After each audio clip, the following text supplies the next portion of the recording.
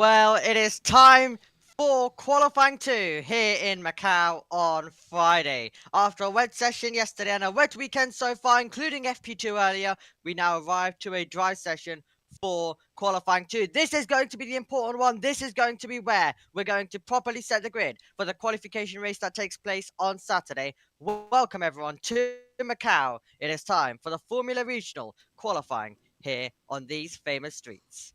Well, it is great to have your company. We do find ourselves in a delay session that was supposed to be beginning at 6:55. First of all, delayed by TCR, and then also further delayed by the GTs after a huge crash as well. In that right at the ending. So we're going to be getting underway in just under 10 minutes time. In the commentary box, my name is Omi. Delighted to be here once again. And Josh, once again alongside me. Well, brilliant filling yesterday. I did enjoy you trying to Nice. pronounce all of the names as well once I left you yesterday. Good effort. Yeah, there's a reason why I said I'll take the GTs, you take the Formula Regionals. This is more your department with Formula Regionals.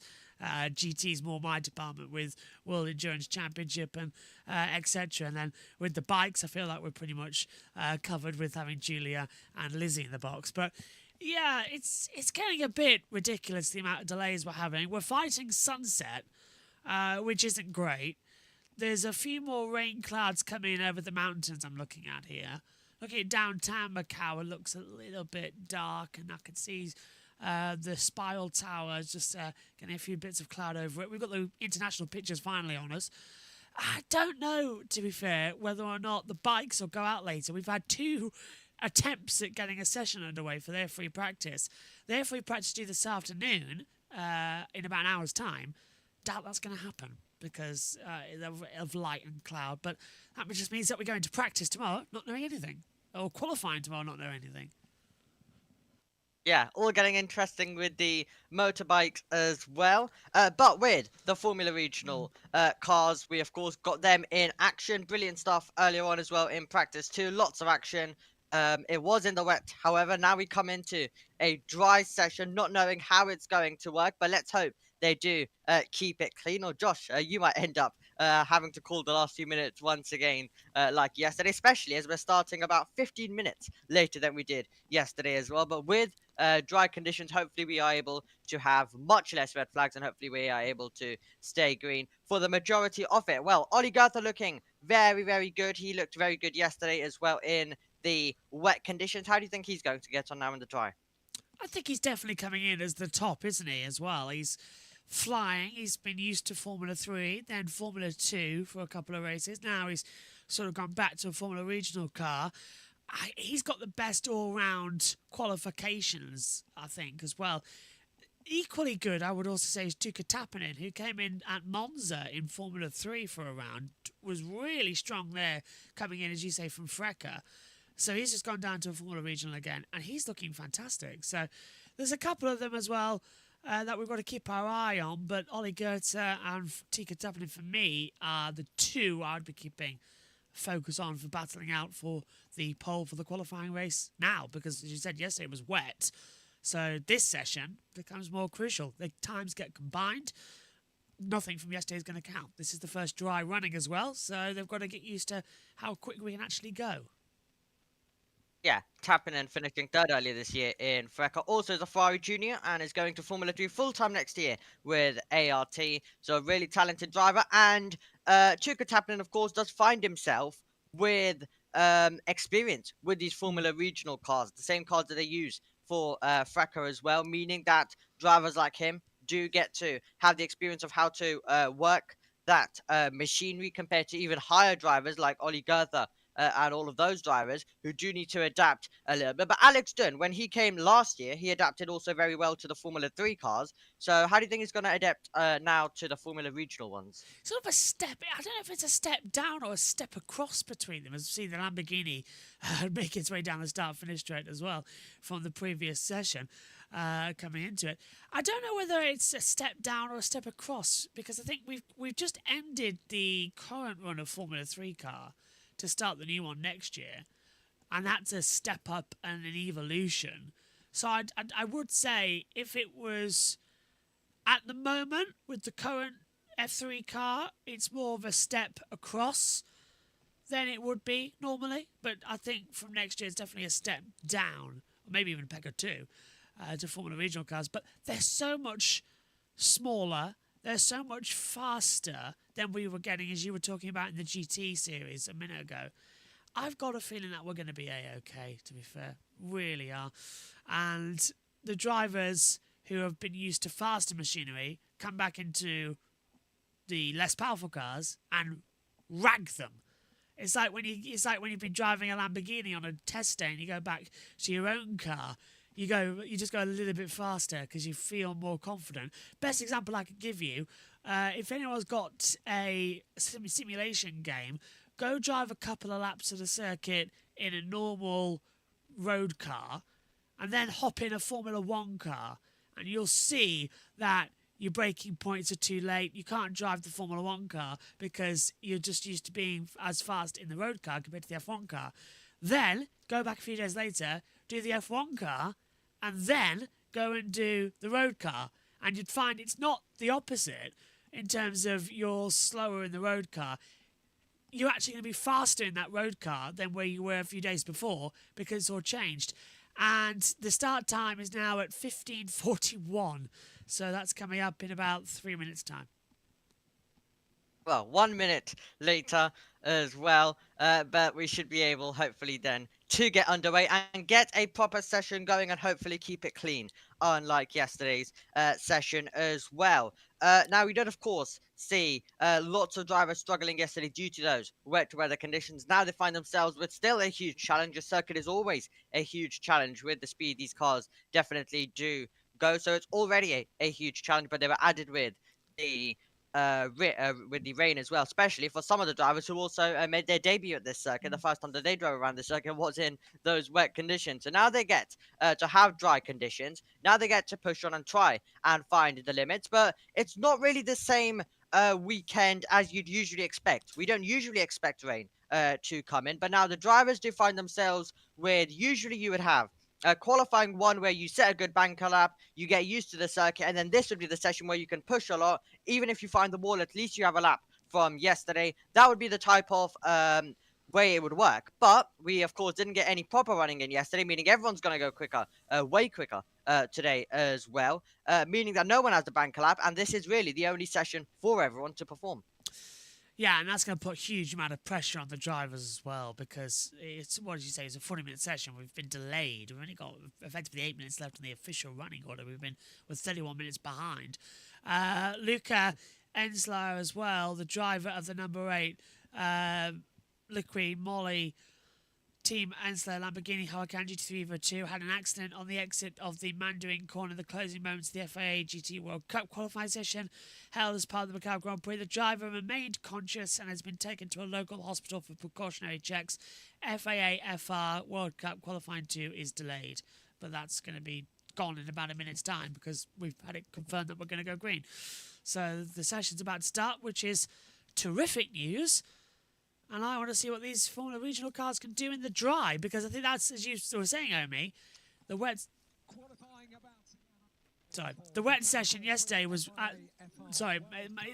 he annoyed me there. Sorry, Alan Hyde annoyed me there. Coming in, because I left my fader up, so all I heard was him breathing for a second.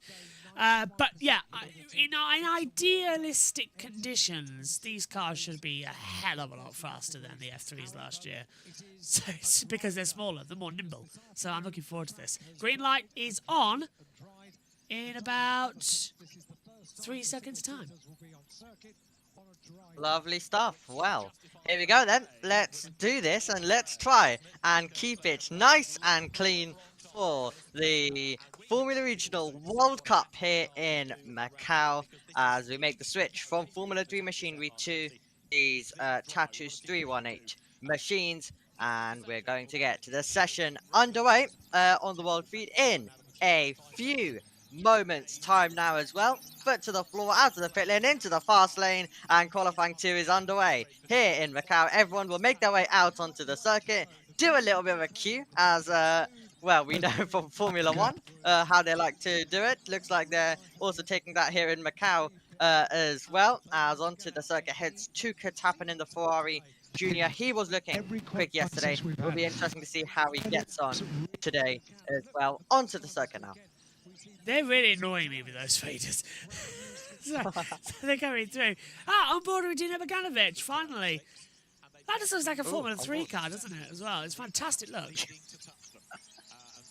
Yeah, absolutely. It does look like a Formula 3 car. So getting some onboards will be absolutely brilliant when they're fighting away with the car throughout this lap in a few moments' time. But yes, finally a green flag for a session that was supposed to begin at 6:55 earlier on in the morning. And we're ticking down, and Dino Beganovic, hopefully he'll be involved in the mix. One of the highest regarded drivers also is going to be participating in Formula 2 in 2 weeks time. Of course, lots of switching and changing around with 2 rounds to go. It's like everyone already wants next year's lineup, having 2 rounds this year as well, for lots of people, for lots of teams. So that's quite interesting. So these guys getting plenty of opportunities, and a lot of this field will be looking to progress into Formula Rouge, FIA next year. Also trying to progress some of them to Formula 3, which some of them, of course, are already confirmed. So a very talented field, and they've selected from lots of different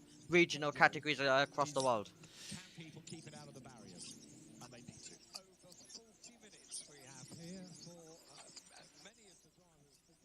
Just trying to shut them Just up. to calculate audio. I think that's the best I'm going to get it by just turning the low audio down. It's really bizarre what they've done. Hang on a minute. No, that's the best I can do. I've turned up my little box of tricks here. That I'm just trying to remove their audio. I think that's the best I'm going to get it for now until we do it tomorrow. I've turned up the FX as well, so that's going to boost the background noise.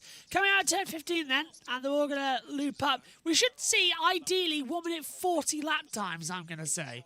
That was what lap times were we seeing last year, I mean, in the F3 cars? Because, of course, we were at Las Vegas. I can remember what we were seeing last year in terms of Formula 3. I didn't get to really see those qualifying sessions. But in the races, they were, of course, going around very, very quickly indeed. Talking about quickly, Oli Goethe now is going to be pushing on as well. No more DRS, of course. They used to have it down at this back stretch in Formula 3 1 year ago. Oli Goethe now pushing on down towards turn number 3, Lisboa, and the Red Bull Junior looking to get a good lap time on the board. And he was one of the drivers who got a lap time early in the wet, and he found himself then enjoying the rest of the session, sitting in the pit lane as he had a lap time on the board. Now, it's the dry, but in case there's a bunch of red flags, it is going to be Oli Goethe, who will want a lap. Everyone here would want a lap on the board, just in case of any late red flags, as I can still hear Josh trying to play around and get this to absolute perfection, which is hard with these audio systems that Macau has. Yeah, I've given up. I'm going to try and do it later. So, Goethe still flying hard. I think I need to add in another bus mix and sort of fade it between the two. So I've got an idea of what needs to happen. So I'll see if I can play around later. I've got it the best I can, but I just need to sort of really be crying. Still, what's that? Oh, no, off goes the 14. And that's, yeah. Niall's going to get back on, though, quickly. Goethe, look at that. Already downhill. This is into the heavy braking zone at the hairpin. And off goes the 18 as well. Another one off. So we've had Teofil Nile off.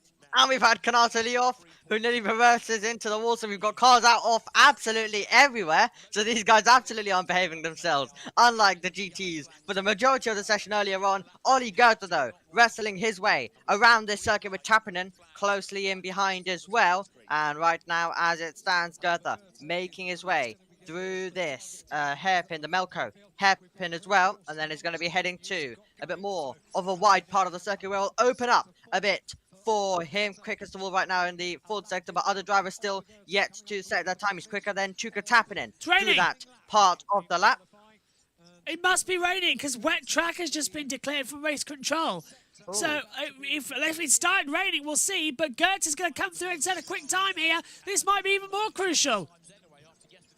It might be critical now if the rain is coming down. Ollie Goethe comes across the line, then 2 minute 23.235. We're immediately on board with Tuukka Tappinen as he comes across the line. Let's see, can he get ahead of Ollie Goethe? And Tuukka Tappinen is up to second place. Noah Leon is going to come across the line. Boyle was momentarily going quickest of all in the fourth sector. Freddie Slater's quickest of all in the first. As Boyer comes across the line, he goes to the front of the field. Ugo Guchukwu is in second place, and Slater down though through the rest of the lap. And we've also got Mary Boyer, who is going to find himself trying to maintain the position, but Alex Dunn is going quicker. Alex Dunn is finding a major improvement for the driver who arrived here in this circuit in Formula 3 machinery 1 year ago. Impressed then, now comes back to the circuit for redemption after finding the wall in the main race. Slater over the line, and he finds himself in 10th position at the moment. Alex Dunn lost out in the final part of the lap. He is in P4. Beganovic to pole. Super lap from Dino Beganovic, and the Swedish driver currently P1. 2:22.199, 21 positions gained as well. Now the computer flashed up with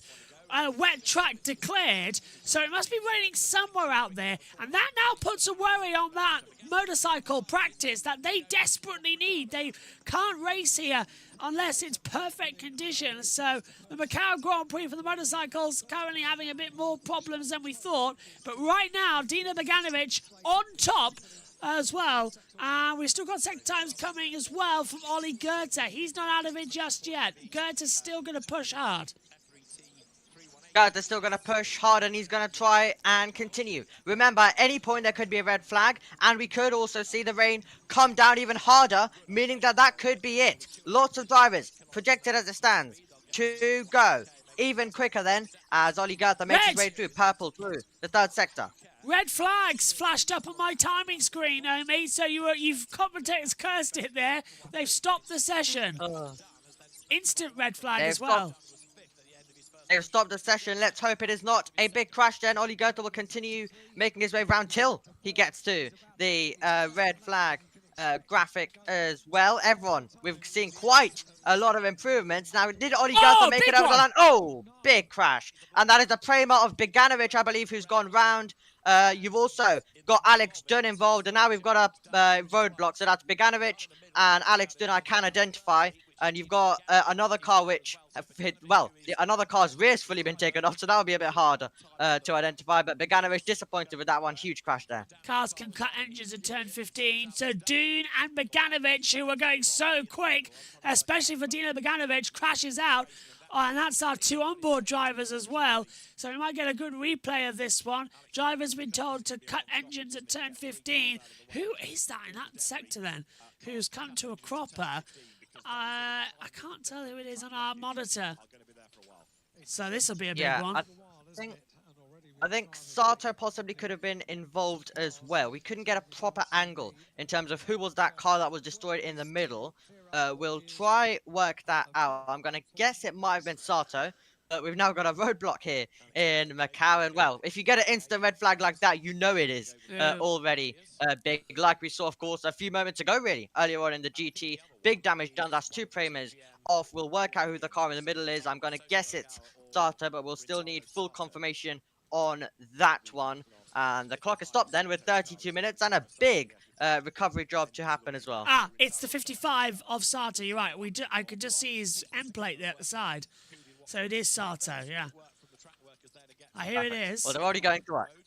Here we go. So what happened here, Josh? Well, Sato's lost it into the wall on entry, and then I presume that, then we get Alexander Dune taking off his front wheel, and then Beganovic, nowhere to go, whacks into the rear left. So Dune just sort of got nowhere to go, closes the gap. Beganovic takes his hands off the wheel because it's just an instant, well, you're going to hit something and there's nothing you can do about it. That's really unfortunate for the Primas, first on the scene, and both of them getting it taken out. This will be a lengthy red flag, Amy.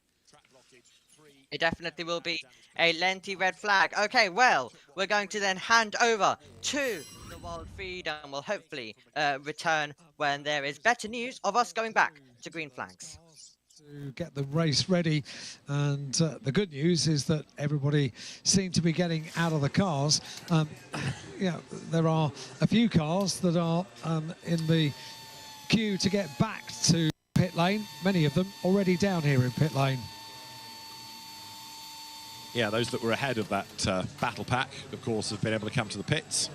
And driver coaches talking to the drivers, looking at Ugo Ugochukwu in the car. He's studying the live timing and possibly also the live stream to look at the replay. Having a look back at the replay. Yeah.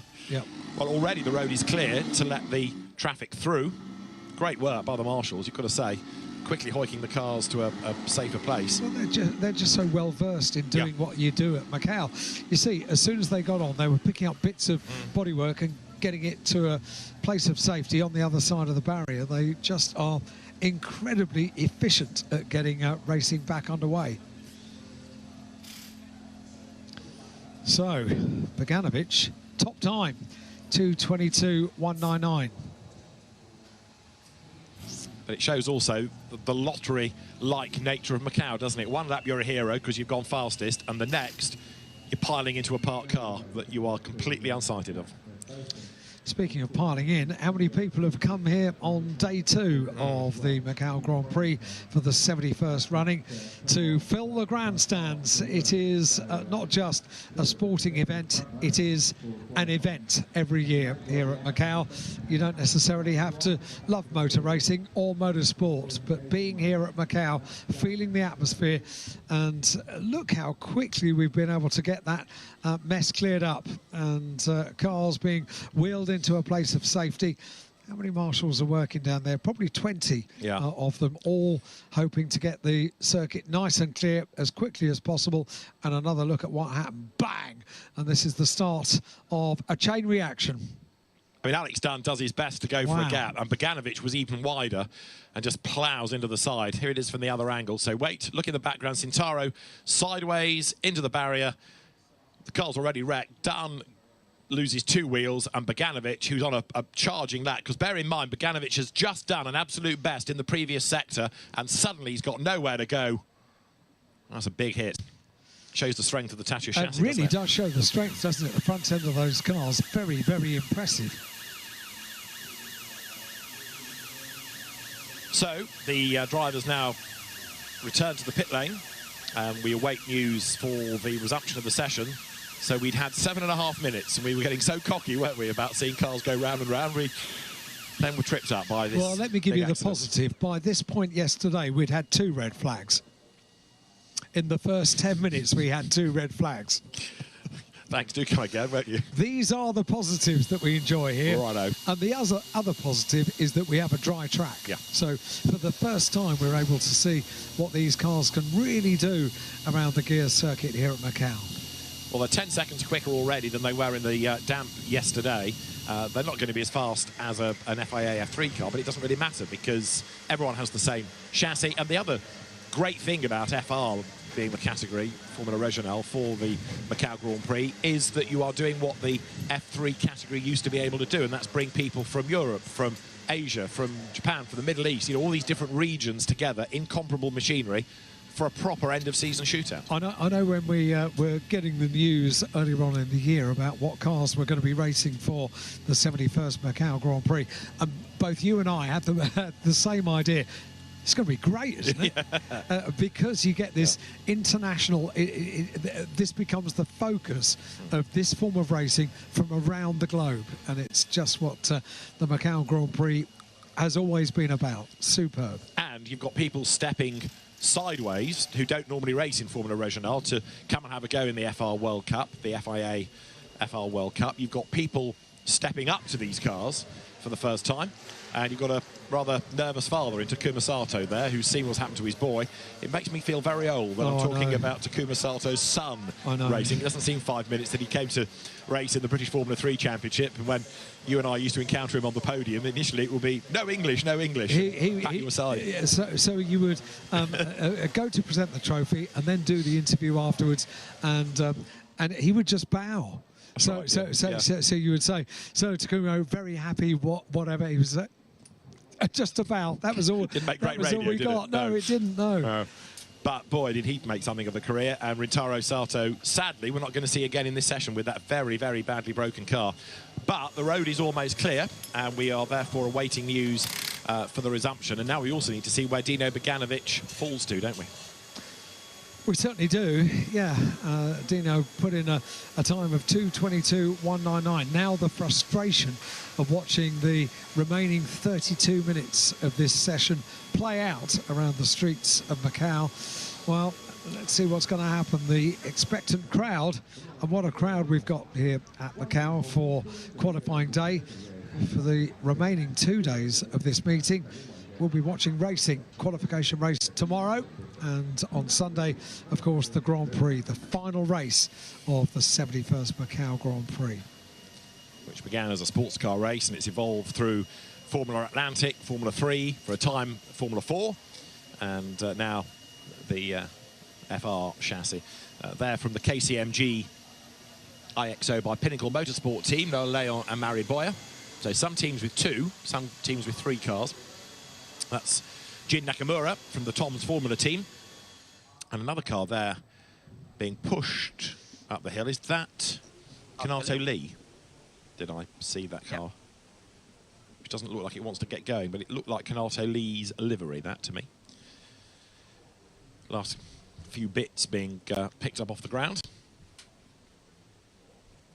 And by the look of it, one of the FIA's technical team is there in the white shirt, trying to oversee that car getting going again.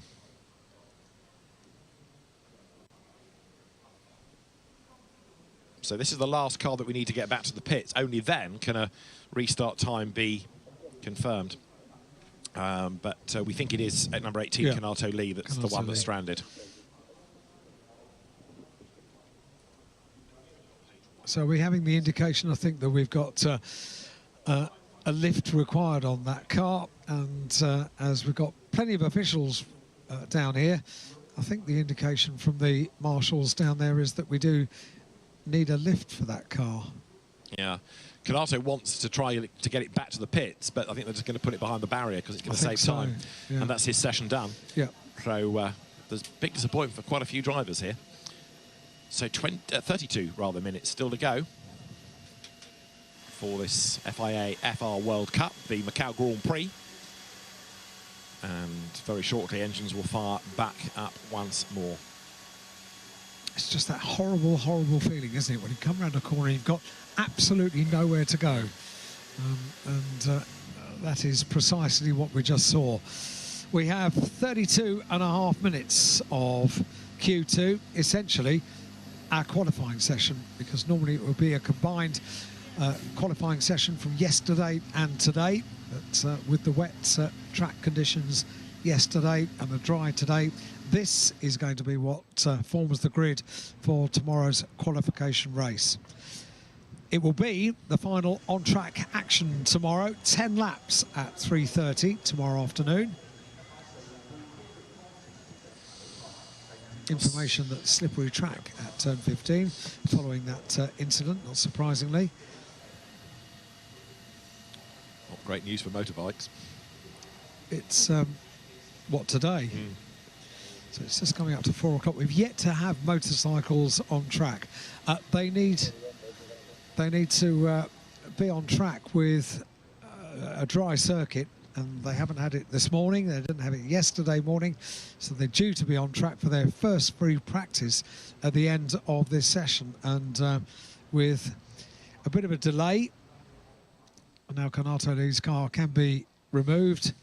Another look at Alex Dunn slithering through there.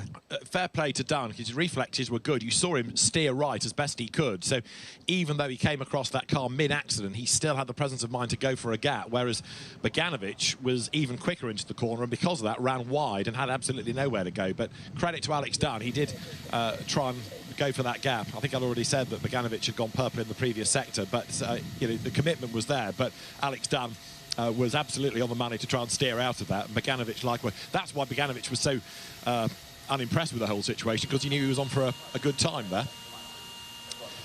Still, the survivors are ready to go, and we'll get things back underway very shortly.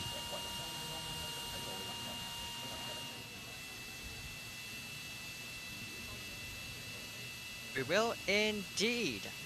Well, here we go then. well, typical Bogdanovic and Dunn luck, really, playing out there as well with how their seasons have been in Formula 3 continues here as well. And for Bogdanovic and even possibly for Dunn, with rumours about Dunn heading to Formula 2, Bogdanovic basically confirmed for the last 2 rounds, so probably next year as well. This will be, unless they change back to Formula 3 anytime soon, this will be Boganovic's last time racing in this category and in the World Cup as well, because you cannot race if you've done 3 rounds of FIA Formula 2. Same with Goethe as well. So for a few drivers, they may never get this chance again. And they want to win it. And that does not mean winning the qualifying race. That means winning the main race on Sunday, which is going to be fantastic as well. And you get the FRs, I get the GT and the bikes as well with the Julia and Lizzie. But yeah, right, in the YouTube chat quickly.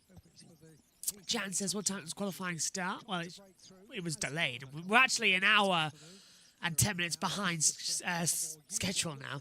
Ashton says, slightly thankful for the red flag so I can catch up. What's up, JB? It's Macau. Yeah, hello, everybody.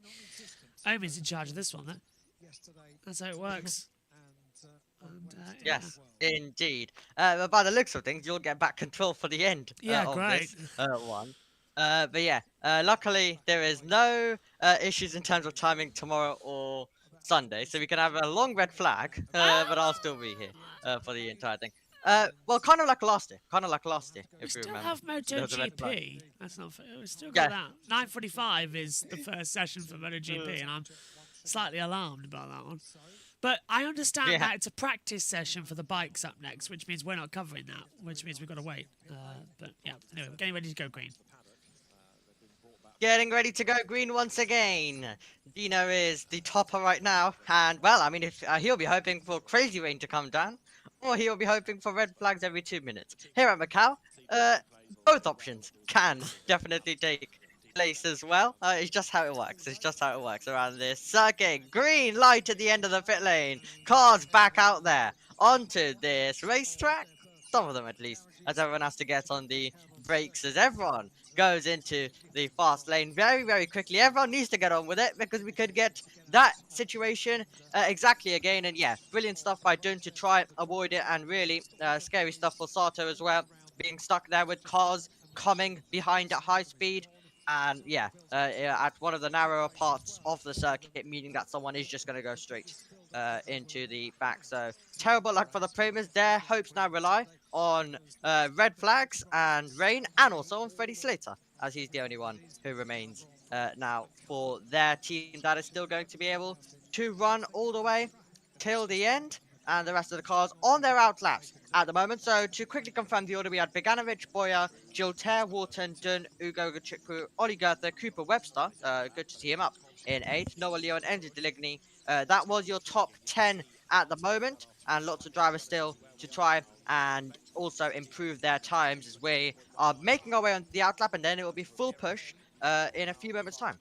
Yeah, we're nearly at 9 minutes now, so we've got to get on with this session. It's going to be 8:30 before it even finishes, if that's the time. So it looks like, again, I'll have to take over while you have to run off for that one. Doubt we'll have... we won't. Well, if it's just a practice session, we're definitely not covering the bikes. We'll have to reschedule. We don't know when that bike session for qualifying is going to be, so it's very much TBC at the moment. But right now here for the Formula Regional cars, is that a wing damage on the 3?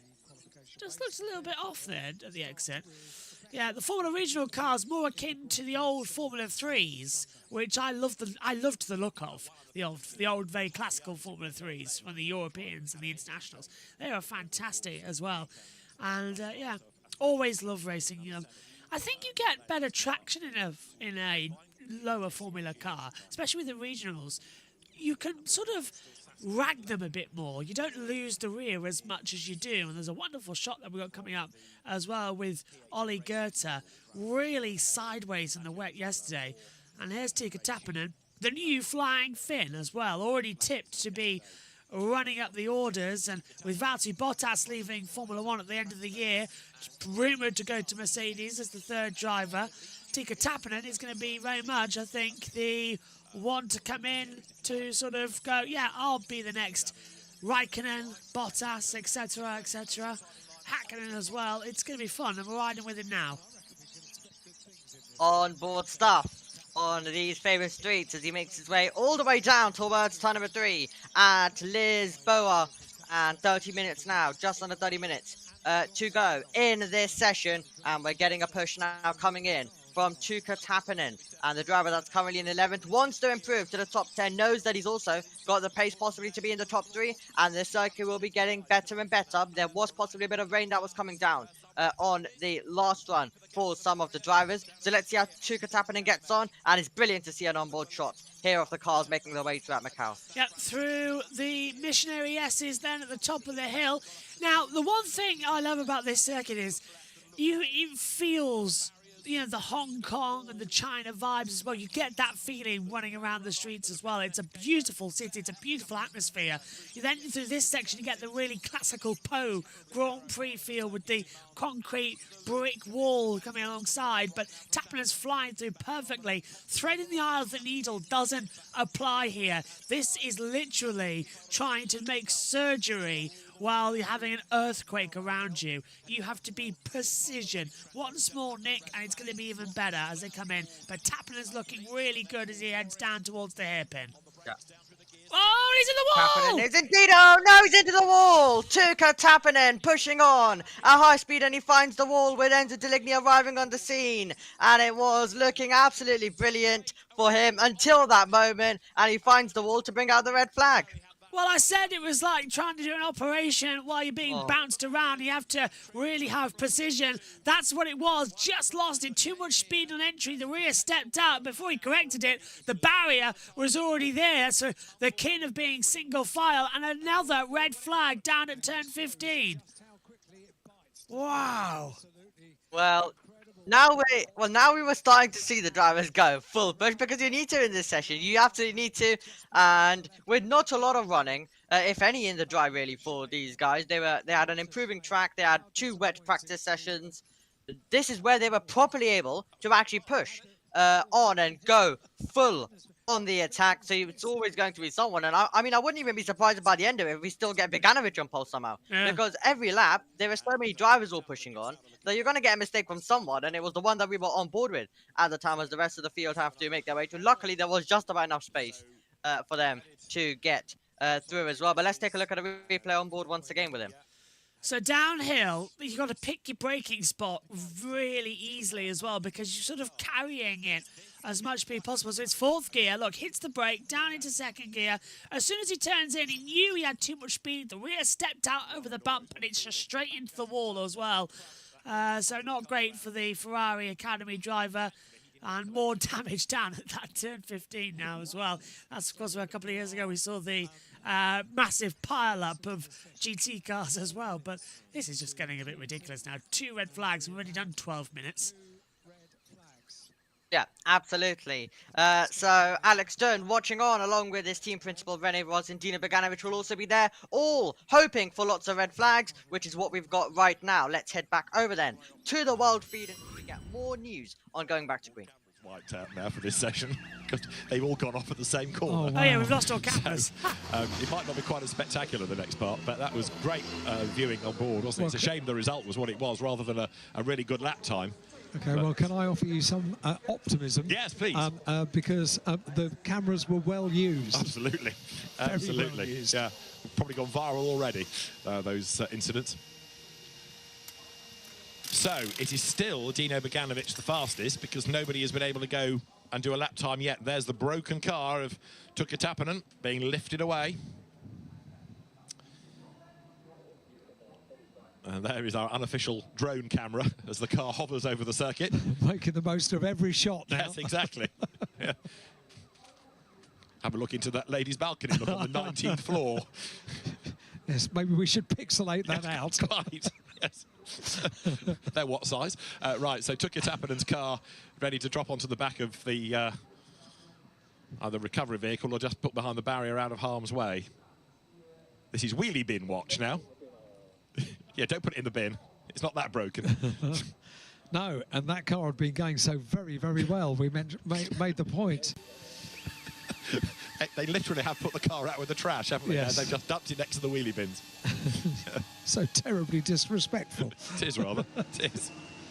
Yeah. Right. Back to the plot. So drivers seeing their grid positions now being affected by everybody else, really, in these incidents. Number 2 there, which is Valerio Rinicella, getting ready to go.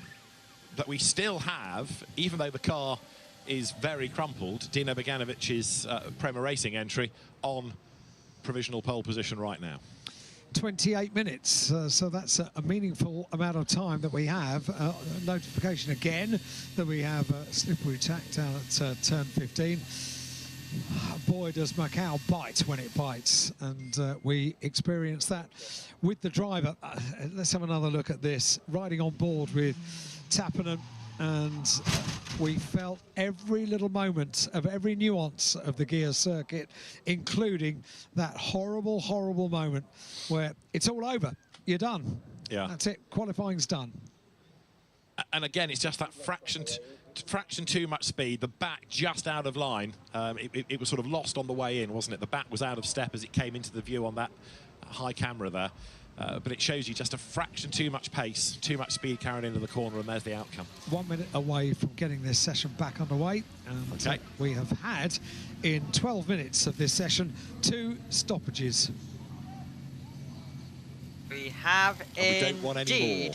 And we hope that we're not going to get any more as well, and we hope that we're going to get lots of green flags as we get ready for that to go out on the circuit once again. But yeah, another driver who possibly could have had pole position. So we've seen Dun eliminated, we've seen Beganovic eliminated, now we've seen Tuka Tappanen eliminated. I think a lot of them now have to be careful. We're seeing lots of drivers pushing right to the edge, and the thing is, they need to do it at all parts of this session, because there is a huge chance right at the end, especially when they're doing their final lap, someone puts it on the wall and that's it. So that's why even Beganovic still might still possibly even have a chance of taking this pole position, which would be extraordinary, seeing how early he found the wall in qualifying. Green light back out there though, and all the cars back onto the circuit. Thank God for that. Let's actually get some things going for once. This is going to be ridiculous. We've done 13 minutes and we've had 2 red flags, and we've been on air 45 minutes. It should have been over an hour ago. That's how bizarre all this is. Macau really is just delay, delay, delay. I understand that the motorcycle qualifying is delayed until tomorrow morning. So, interesting stuff. So yeah. early start for you then? Yeah. So that's great, because I don't know. Yeah. Well, to be fair, I don't think we were supposed to race on Sunday, so I don't think that makes actually that big of a change, does it, really? Because there isn't a qualifying race for the bikes. There's just one race, so yeah. So just qualifying tomorrow. Yeah, qualifying tomorrow, race for them. But qualification races, of course, for the GTs and, of course, for the Formula Regional World Cup as well, taking place tomorrow. And, of course, then they have their main races on Sunday as well. Both, hopefully, providing plenty of amazing racing throughout, as we see them all rotate their way through on this outlap, all get themselves into position to properly push on Enzo Deligny, making his way through just ahead of Noah Leon, who is driving for Pinnacle Motorsports, also driving for Prema in Formula 3 next year. So it'll be interesting to see how the Mexican driver does as well in that category next year as he continues on, makes the move from VAR to Prema. And Prema, a team always good in Formula 3, while this year in Formula 2 it's gone a little bit crazy. More things have definitely played a factor in Formula 2, but let's hope none of those we don't have that again with Formula 3 regulations change. So hopefully we don't take that bit of Formula 2 down there to Formula 3. I'll agree, the camera angles are a bit choppy there, weren't they? That was a bit... Hold your breath as we come down into the hairpin. Right, come on guys. I know you're young, but this is like Monza 2015. You need to sort of just calm it down and get your actions together and keep on going. Beganovic, Boyer, Gillitar, Wharton, Dune at the moment. Coming through, actually top 5. Ollie Goethe down in 7th place. As you said, Beganovic might still have this. So yeah, it's just that type of day. Just that type of day. here in Macau as well. As putting the foot down is Noah Leon then, as he gets us going. And he tries to improve on his lap currently in 9th position. How is he going to be able to get on is the question. And of course, he raced in Macau last year with Van Amersfoort, finished 19th in the main race. That was in Formula 3 machinery. Now he's in the Formula regional machinery. So let's see how he gets on here. He's 6/10 down on P1, but he's finding an improvement on his own time through the first sector. Yeah, it's not too bad at all. 6/10, but still good. We're putting him in 17th at the moment. That's the virtual position. Guitar is across that first sector time now. 95,000 down. That's going to put him into second position. That's bad news for Mario Boya. Great news for Bogdanovic, though. That 2:22.199 still good. That wet track that got declared must have been something from race control preempting rain, because the track has not succumbed as we thought it would do. There's no wet patches out there. If there is slight dampness of rain, maybe that's explaining the sliding, but so far everyone's okay. But this is the danger point when everyone's pushing down through turn 15. It absolutely is. And right now as it stands, Noah Leon, after the second sector, would be on for first. Evan Chilter going even quicker, and he is quicker than Noah Leon through that part of the first 2 sectors. Noah Leon now even quicker to the third sector to the track, ramping up quite a bit. Of course, earlier on in the day, when these cars were out there for practice too, it was raining, so the circuit's been improving all throughout the day as well. Lots of rubber laid down by all the categories that have run out today. Ollie Gerther also pushing on in 7th, looking to return back to the position of P1, but Noah Leon's looking really nicely quick right now. Gilter seems like has lost some time, so it seems like he's going to be in second place, so he must have not had a good third sector compared to Leon, compared to Gerther, as Ollie Gerther now goes to the top, and we're going to get a response from the number 7 of Noah Leon. Enzo Deligny just pushing on ahead as well. Rinicella goes to 10th position. Slater is going quicker in the second sector. This is incredible stuff from Freddie Slater. First of all, Noah Leon across the line, 10th position. He turns it into first as Deligny finds an improvement to momentarily 4th, now 5th, now 6th, as Cooper Webster with an unbelievable lap. He is really performing out of expectation. He is performing brilliantly. But what about Freddie Slater, who is going even quicker? Freddie Slater seems like he is coming alive. For the first time he's driving in this car, and he's already taking it to the limit. Can he take it now to the front of the field? Slater over the line. He goes to second. He misses out, and it's Leon still at the front. Slater, though, with an unbelievable lap, as he's the only Prima that remains with Yin Nakamura in P5. We're seeing lots of shocks here. Fantastic stuff. Look at Bogdanovic down into 7th position already then. So already 6 faster as we get more and more up to speed. 2:20 on the clock. I can expect that to get down to 2:18, maybe a 2:17 as the drivers get more and more good. What are we looking at here? Ollie Gerther, his middle sector, 27.871 only in that third sector. And sector 4 fastest, but he's 3/10 down at the moment. It's going to be an awful lot to try and drag that back in the last 2 sectors. But it's not looking too bad at the moment as... Well, actually, hang on a minute. That's the wrong one. We picked the wrong driver in the wrong position as we see Theo... Yeah, going up into 3rd position. Here's Gerther, and I'm watching his timing screen. He's locked up there, Romy, gone a bit wide down at the hairpin.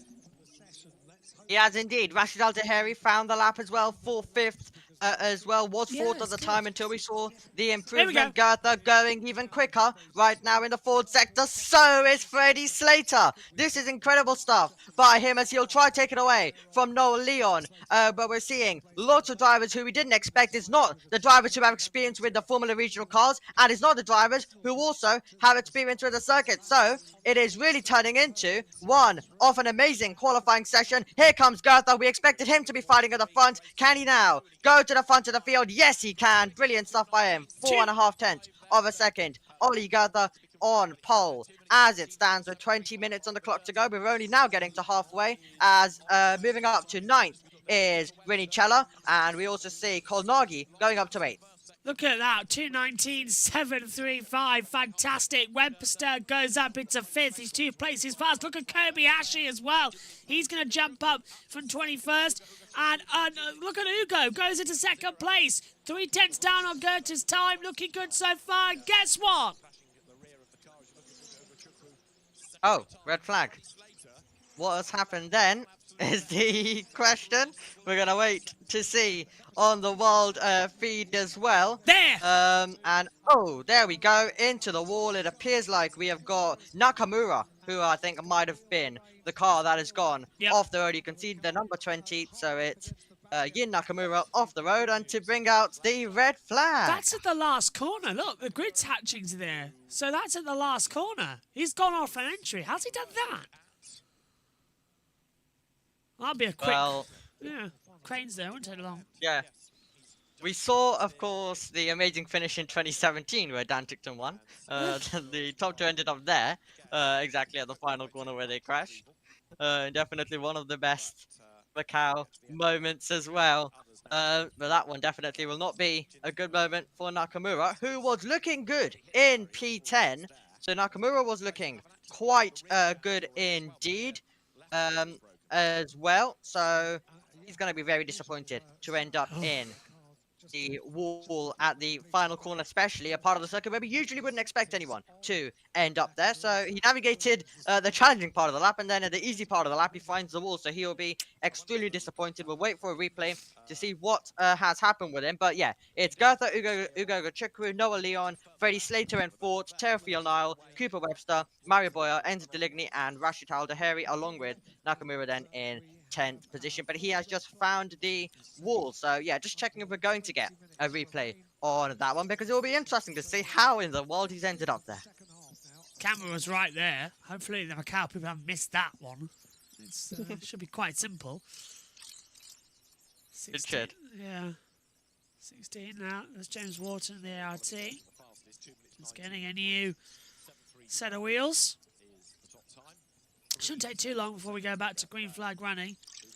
Pirelli rubber, of course, on these layouts. Not Michelin's, Pirelli's. Oh, they're not exactly quick, are they, here in Macau? Honestly, it's not like we have it in Monaco. It'd be gone by now if this was Monaco. 70 years we've raced here in Macau, and they don't do much, do they?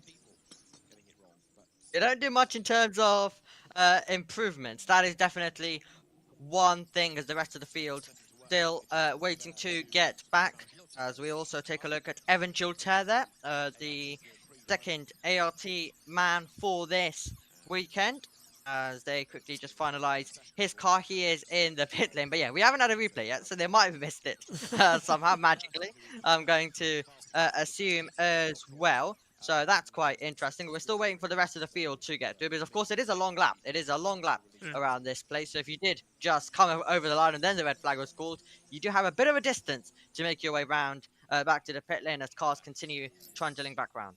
Oh, that was a bit tight. Astral says, every year I've watched Macau, I've always found myself wanting 5 to 10 more laps. Are they enabled to due to fuel for that distance, or is it simply category scheduling and conflicts? Would you guys mind more laps on the main race?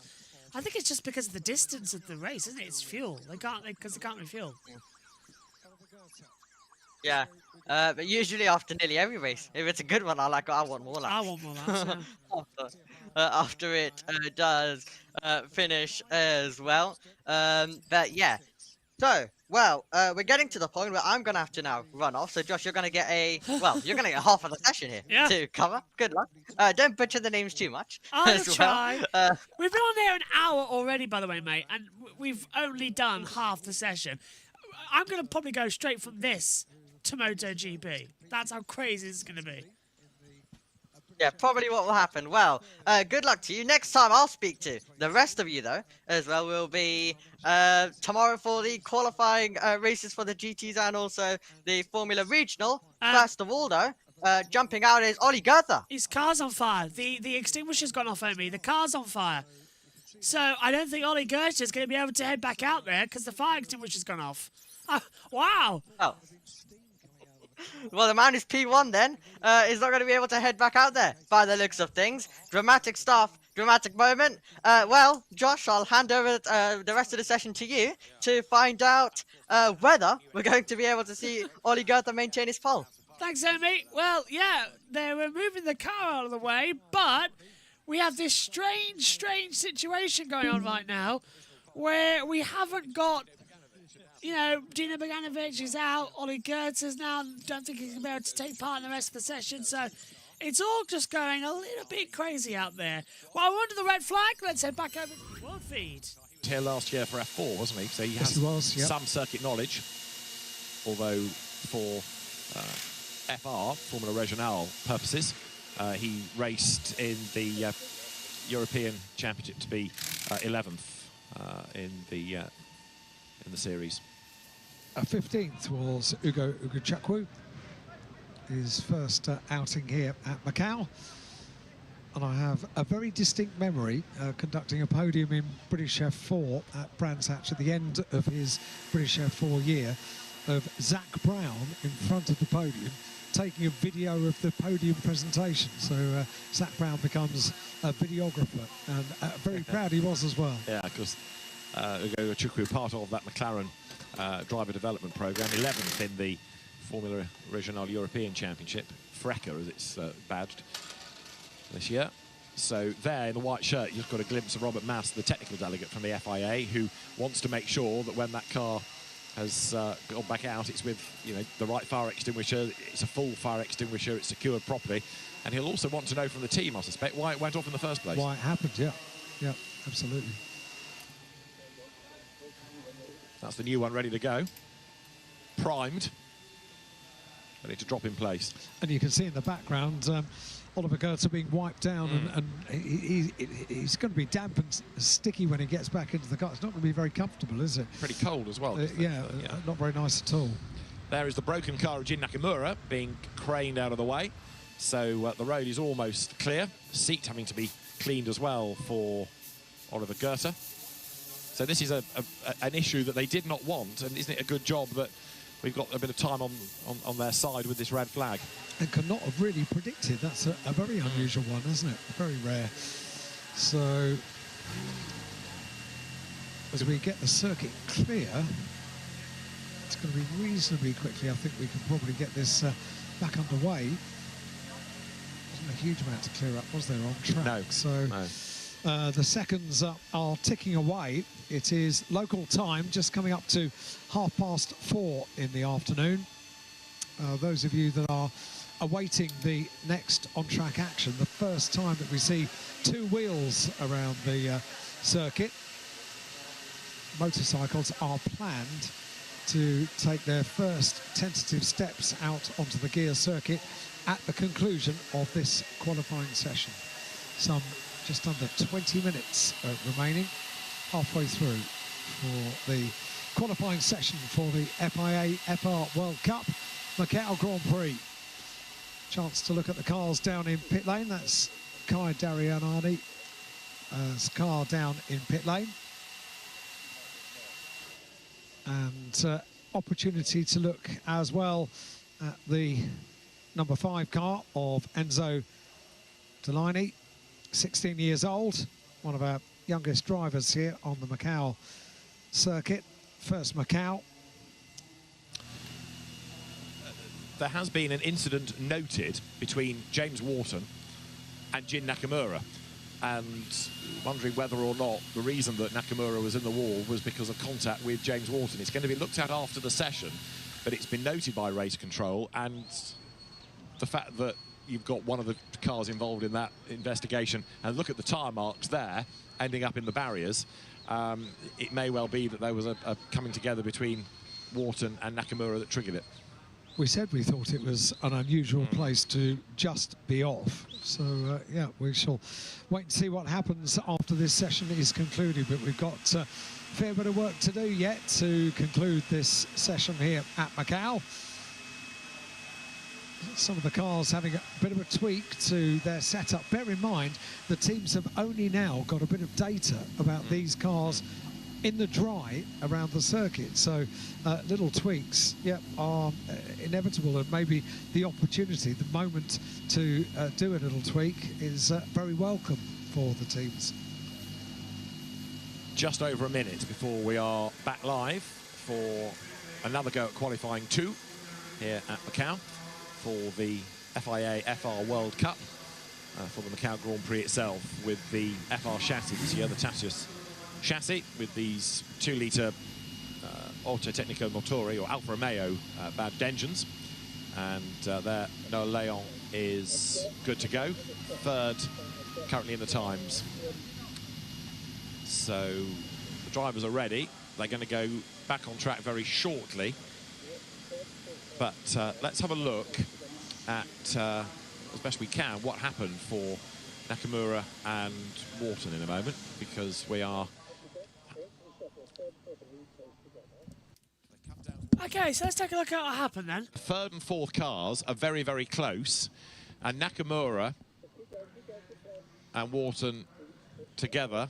The camera then follows the cars behind, but the fact that Wharton was so close to Nakamura, who then ends up in the barrier, I wonder whether Nakamura slowed to try to get clear track space, and into the back of him went Wharton. They were very, very close, but other than that, we've got no real evidence as to exactly what happened. That's down to race control. But those tyre marks suggest that he was given a shove, if you like, to go straight on. And the stewards are going to have a look. Green so we'll find out more news when we get to the qualifying race tomorrow. The green flag has flown in the meantime, Alan, so we are back into business. Yeah, and we're into the... So we're underway then for the second part of this qualifying, and immediately we got a red flag. Immediately, red flags come out. So we went green, and then the timing monitors jumped back to red flag again. If that's right, I'm not too sure. Yeah, red flag's out. So we...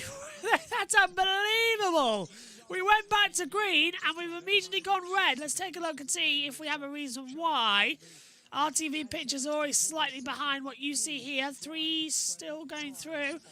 Everyone looks fine to me. Yeah, red flag's out. Let's have a look and see if we can find out exactly why we immediately have our 4th red flag of this session. Because they've only... A handful of cars have got to Lisboa. Yeah, so cars still stuck in the pit lane. Kobayashi's still... it says Kobayashi's resumed, but why did that red flag come out? So another stoppage to this session. At this rate, honestly, it looks like car in the pit lane. Got out onto the circuit because the red lights have gone on. So that's the 14 that stopped inside the pit lane as well. That's Theo Nile. Barrier pit entry requires repairs. That's what race control have just told us. So the barrier at pit entry requires repairs. We've replaced Omi with the race control messages so that you can see that back at home. So immediate red flag because the barrier requires repair at pit lane entry. At this point, we've been on there 1 hour and 5 minutes for a 40-minute session, and this, I believe, is our 4th red flag of the day. 1, 2, 3. Yeah, 4th red flag of the session. And at this point, I wonder if we're actually going to get restarted at all. But we've got an hour. Oh, yeah, there's a lot of problems down at pit lane entry for pit lane barrier. Wow. They can't see that. There's a huge amount of mess at pit lane entry. That's the track as well. That's going to be properly cleaned up. Why did they go green then? Why did we go green if we require more barrier repair? That is completely useless information to me. So barrier pit entry, there's loads of muck everywhere. Red flags out. Let's head back to the World Prix. To stop the cars going back out. So that's the reason for the immediate red flag. And with cars having left on completely brand new slick tyres, the opportunity is now given to the team around Oliver Goethe's car to make some small adjustments, I think, and maybe this is a bit of very welcome extra time with the car down in pit lane for that team. Yeah. MP Motorsport. Can I mention 2 wheels again? No. Okay. No. No. I'm feeling sorry for them, because as time ticks away and we've yet to have motorcycles on track here at Macau, the light level is going to start to reduce fairly soon. They should have been on track 20 minutes ago. Yeah. But that equally will be in the minds of people in race control. And it's all very well letting the FR cars go and go and go and go, but there are other people that have to be taken into account. So now the engine bay needing to be cleaned of any extinguishant that got in the wrong place. It's very, very rare that you have to see this being done during a session. It's a really messy process, isn't it? When unfortunately you get a fire extinguisher activated in a car, and makes a very lengthy clean-up process, a very uncomfortable few laps for Oliver Goethe in prospect as well. Kai Darianani's car we just saw coming into pit lane, but yeah, that's going to be a messy car. That's going to require a much more exhaustive clean-up process once this session is complete. Yeah, I mean, clearly they want to send him back out again, otherwise they wouldn't be doing the work. And they're mindful that they may need to respond if anybody else goes quicker. But it's an unusual situation to have it during a session, and they're about the only team being thankful for all these red flags, I think, at the minute. Yeah, it's a very welcome extended period down in pit lane, and the work that's required on the barrier at pit lane entry, we've yet to see what they're doing down there, and they'll be working away, no doubt, to get things back underway as soon as possible. But you're right, David, race control will be mindful that at the end of this session, we were due to have the motorcycles coming on circuit for the first time, and if you just put yourself in the minds of the riders that have yet to go on circuit, and the teams as well that prepare the motorcycles, that they need to make the most of an opportunity. They need dry circuit. We have dry circuit. It's an opportunity for them to get out on track. But it's not as straightforward as last Formula Regional class in the pit lane bikes out, because you've then got to go and put the barriers up. So there'll be some earnest conversations, I think, going on at the minute, as we have 19 more minutes still to go.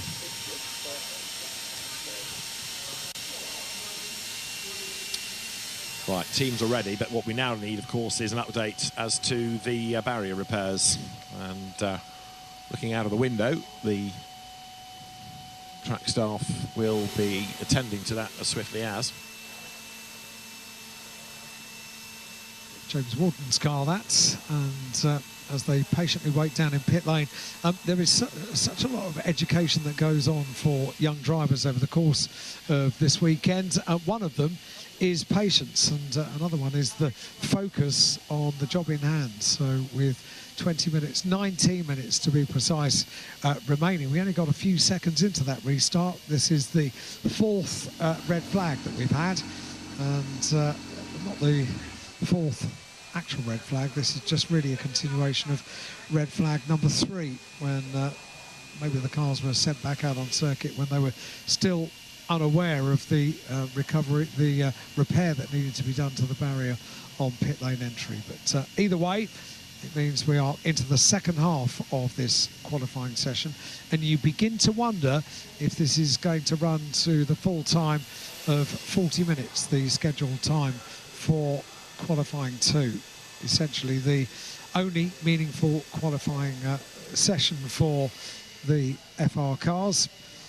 The provisional pole time that we have at the moment, a 2:19.7, and Oliver Goethe was top of the times yesterday with a 2:32 in the wet conditions at the end of yesterday afternoon. They were used to it as well. There were plenty of red flags yesterday, 5 in total in qualifying 1. We're now into qualifying 2 with Oliver Goethe with an advantage of 0.3 of a second, 0.3 of a second quicker than Ugo Ugachukwu, the American driver, with a time of 2:20.070. Noel Leon in 3rd place, Freddie Slater in 4th position.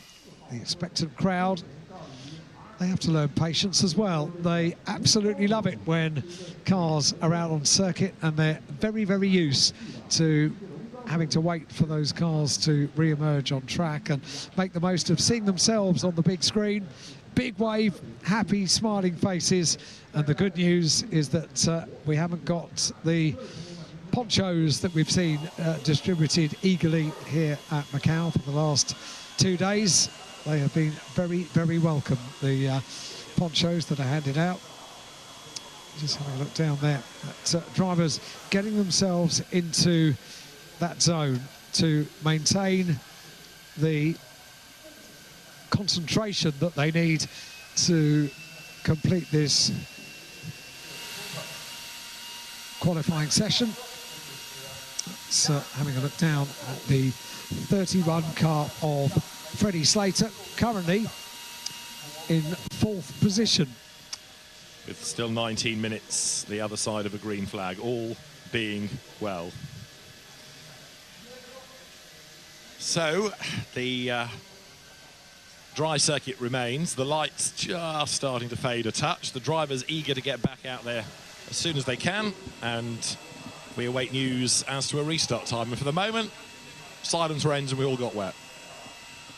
No news as yet, because only really after some of the work has been done can race control get a proper idea of where we're up to.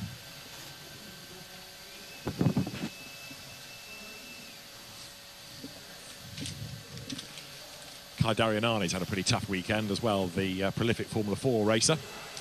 He's been in the wars, rather. And there you can look at Matteo De Paolo's car, the Italian driver, ready to go back out. And a number of drivers here. I suppose about the only person that might be pleased, other than Goethe, who is quickest and has been saved a bit by the stoppages, is Dino Beganovic, because the remaining time is being eroded by outlap, stop, outlap, stop, outlap, stop, and people aren't yet being able to do a flying lap. And Alex Dunn as well.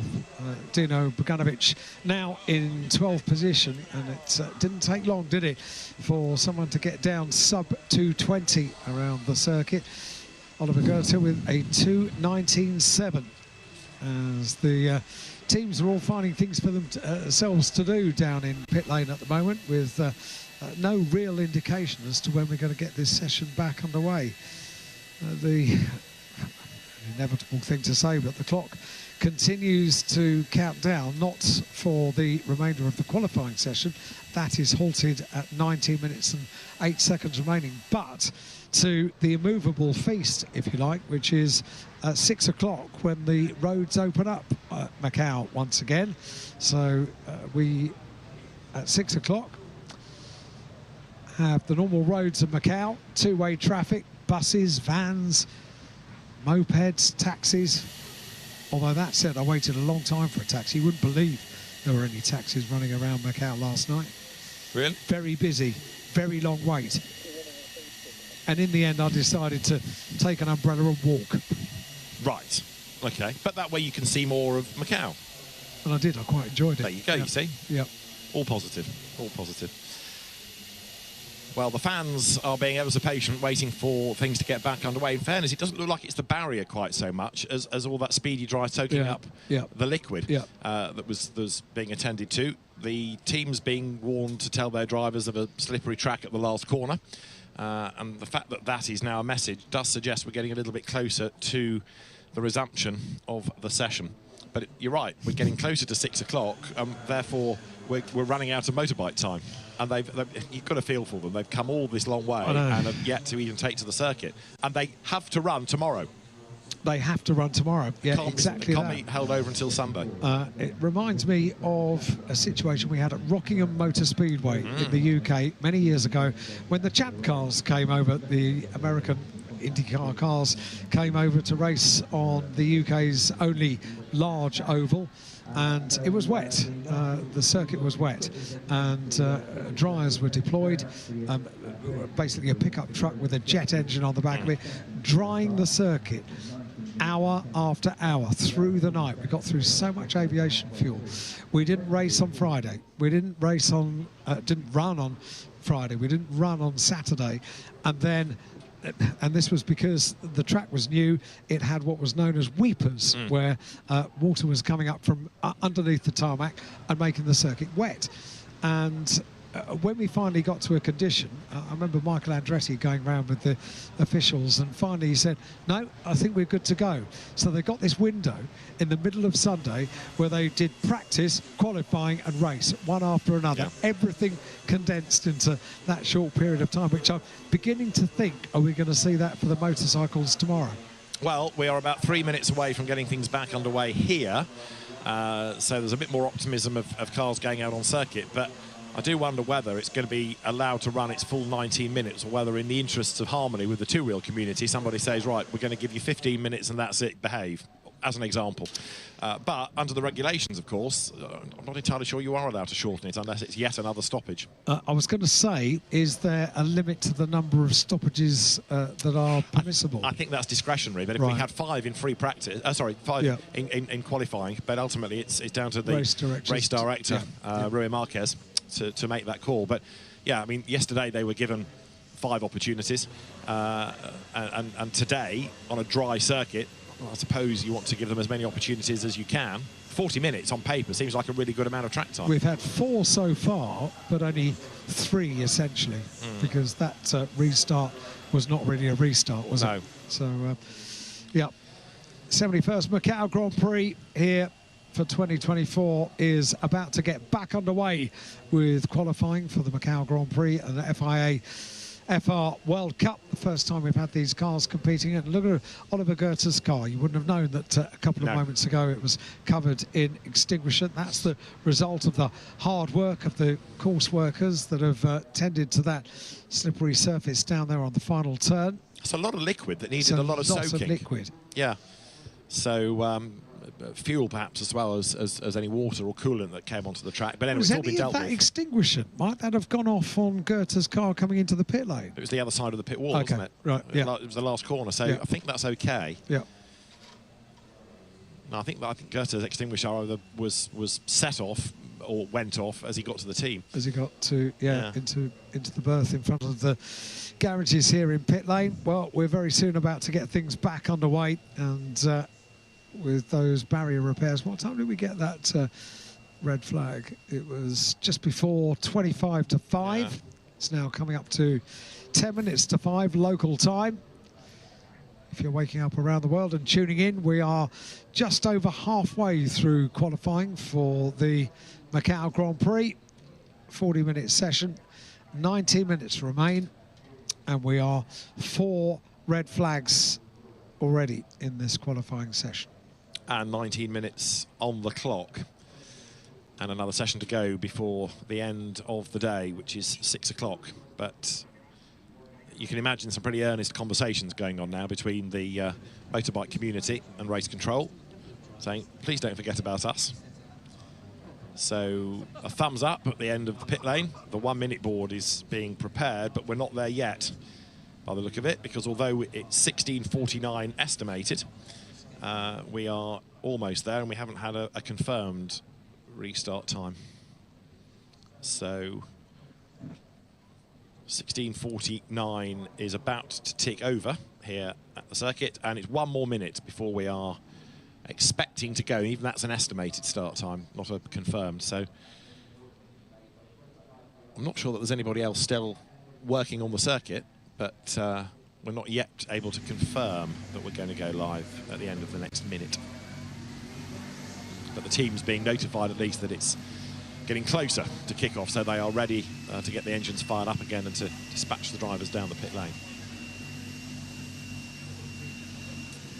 From Mitch Evans' stable, Kai Darianani's car there, number 88. You can see the long drive down the pit lane. You can see all the fans opposite in the grandstand. And there is pit out with the circuit on the bottom left as you look, the pit lane on the right, and 16:51, so another minute and 5 seconds, and then we'll get a green light.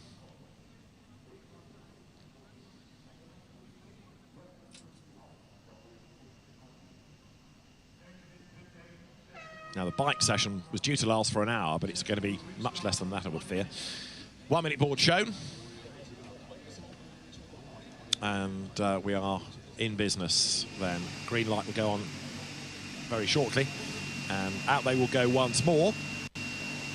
Fingers crossed we can get through to the end without further mayhem.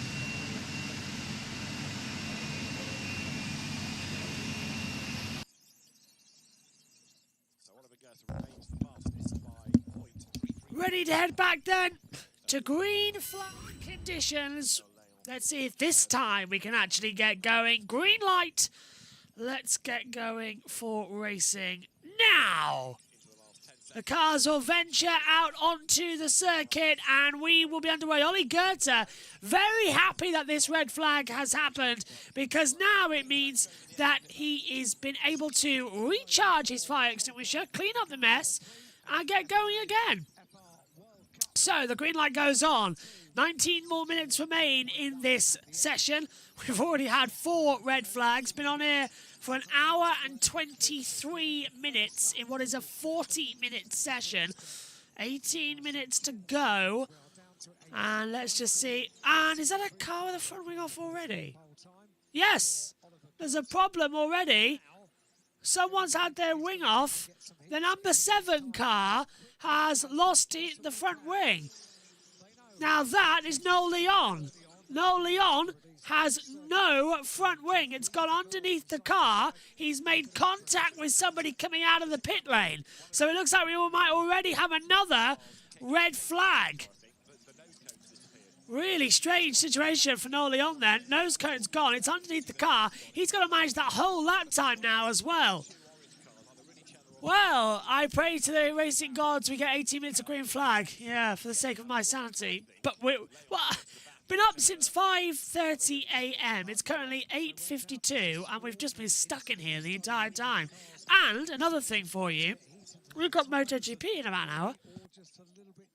Yeah. The other MotoGP. They're in Moto 2 right now with their free practice session. Right, back to the world feed as we've lost camera.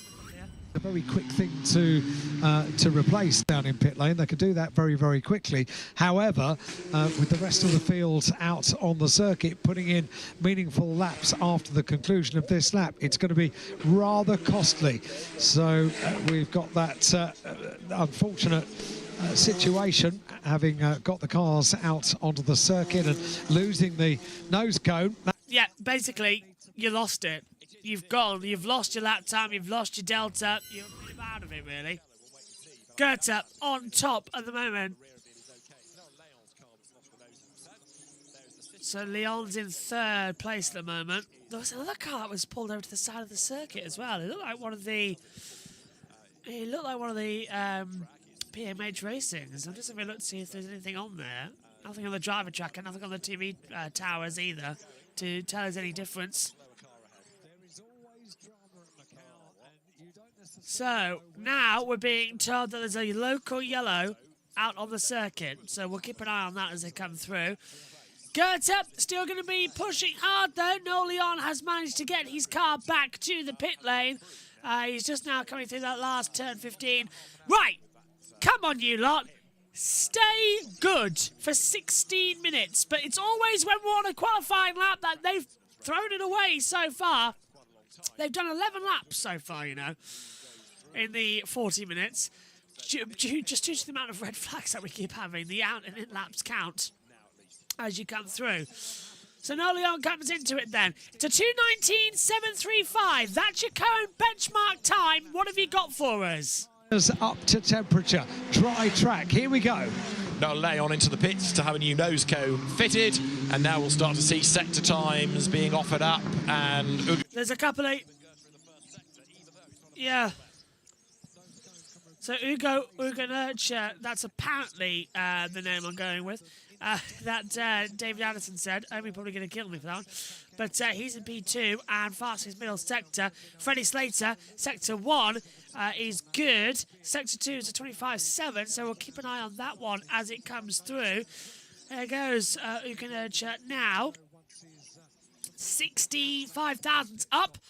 No Leon has got a new front nose cone.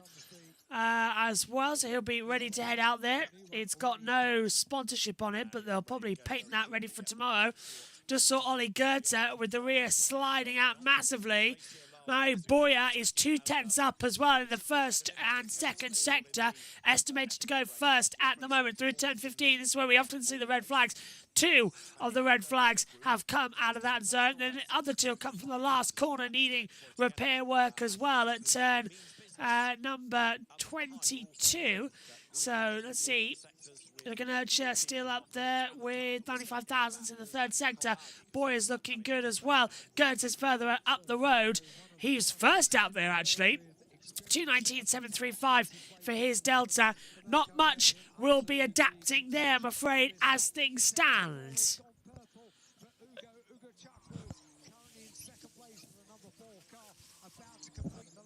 Ugo then coming up towards the line. What's his Delta? 2/10 up in sector 4. Still looking good. Goethe starts a lap time, doesn't improve. Ugo Ukanaja goes top with a 2:19.610. Fantastic time across the board. Gets ahead of Ollie Goethe right to the line. And red flag again. Red flag for the 5th time in this second qualifying session. That's 9 in total we've had across the session. Now, what's this one for? There! Car on the wall! Don't know who it is at the moment. Red flag out with 13:21 on the clock. So it's out of Fisherman's at the last corners. Can't see who it is. We're just seeing a back image at the moment. It's not No Leon, is it? No. It says he stopped. It's the 15. It's the 19. So you might have heard David Anderson. It's Rakuto Kobayashi from Tom's Formula. So Kobayashi into the wall and brings out our 5th red flag of this qualifying session. 13:21 to go. I tell you what, if this is what qualifying's like, can you imagine what the racing's going to be like, which gets underway tomorrow? We'll be having red flags every 5 minutes. So session suspended again here in Macau. And our 5th red flag. 1 hour, 30 minutes now on the clock for a 40-minute session. Just let that sink in. It's a 40-minute session. This session was supposed to start at 6:50 a.m. That was 2 hours ago. 2 hours ago. Insane session. Right, red flags out. Let's head back to the world feed. Ugo Chukwu just made it count early on, didn't he? Very, very impressive. That 2:19.610. And that's where the experience comes in. Keeping focus, keeping ready to get back out on circuit. And as soon as you're asked to do it, bang, you put in the lap. Right, let's try and work out what Kobayashi did wrong then. So down through Black Sands and just too fast. Never made the corner. Way too wide. You can see the tyre marks. And he's just completely misjudged that. Through on the wrong wide line. Bounces off the barriers, or the conveyor belting that covers the tar barrier, then towards the concrete. And so it's another car that needs to be retrieved, and everybody else will come down the pit lane. Oliver Goethe passes past the incident zone and onwards into pit lane. Ugo Chukwu can be very, very pleased with piecing that lap together. And although Dino Boganovic's participation has not been there for a good half an hour or so, he's still 14th in the times because we're just not getting into a rhythm. You know, I think everybody did do, with the exception of Kobayashi, obviously, everybody did do at least one lap there. But it's back to the pit lane, it's another out lap. Red flags breed red flags, don't they, it would appear today. Not just in this session, but it's been a whole day of red flags and stoppages and delays and drama. And Oliver Goethe comes back to the pits, back to the team, the MP Motorsport team. So let everybody out again. 3 minutes, let's say, for an out lap. You've got 10 minutes. And each time you have one of these stoppages, it has the effect of making the next part of the session even more pressured, because everyone has got to go and get a time in less time available to them. And it just has that trigger effect of making people go off again. So what's the order? Ugo Chakwu is top, Oliver Goethe is second, Murray Boyer is third, Noel Leon is fourth, Cooper Webster is fifth, and Freddie Slater is sixth. We have 13.5 minutes, just under, of this session yet to run, and we are in the 5th red flag period as the car is lifted very swiftly out of the way. That's the car that currently sits on pole position. Ugo Chakwu, the American driver, part of the McLaren Driver Development Programme, sits for the moment on provisional pole position.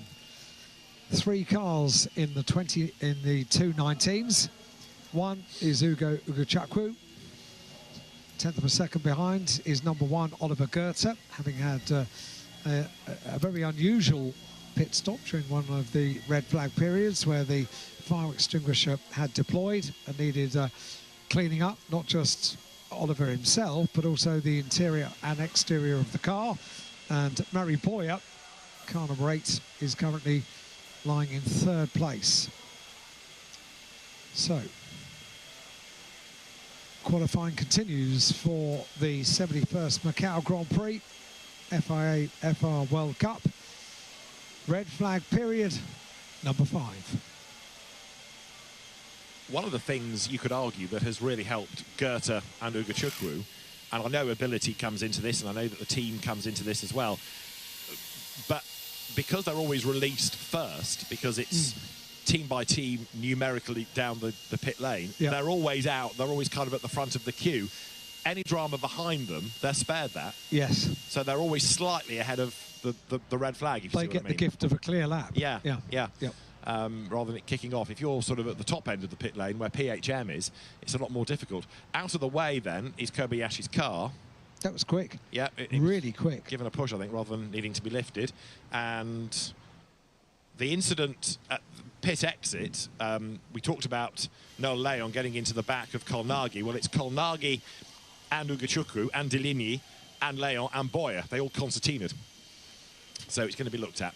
Anyway, we are awaiting news as to the restart, which can't be that far away, he says optimistically. If only because the road is now clear. There is no Leon. Session restart, minute and 5 seconds.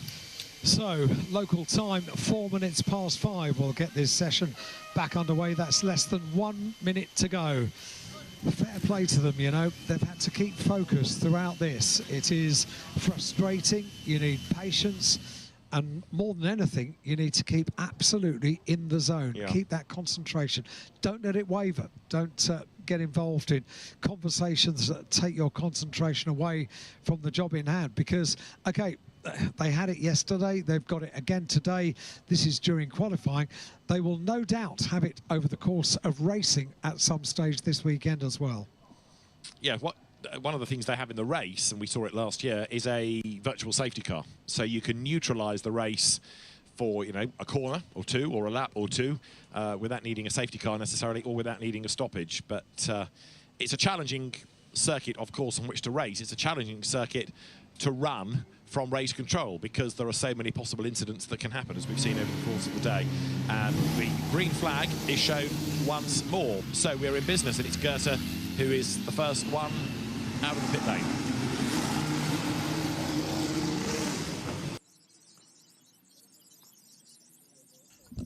There are 25 minutes left of the Moto 2 practice session.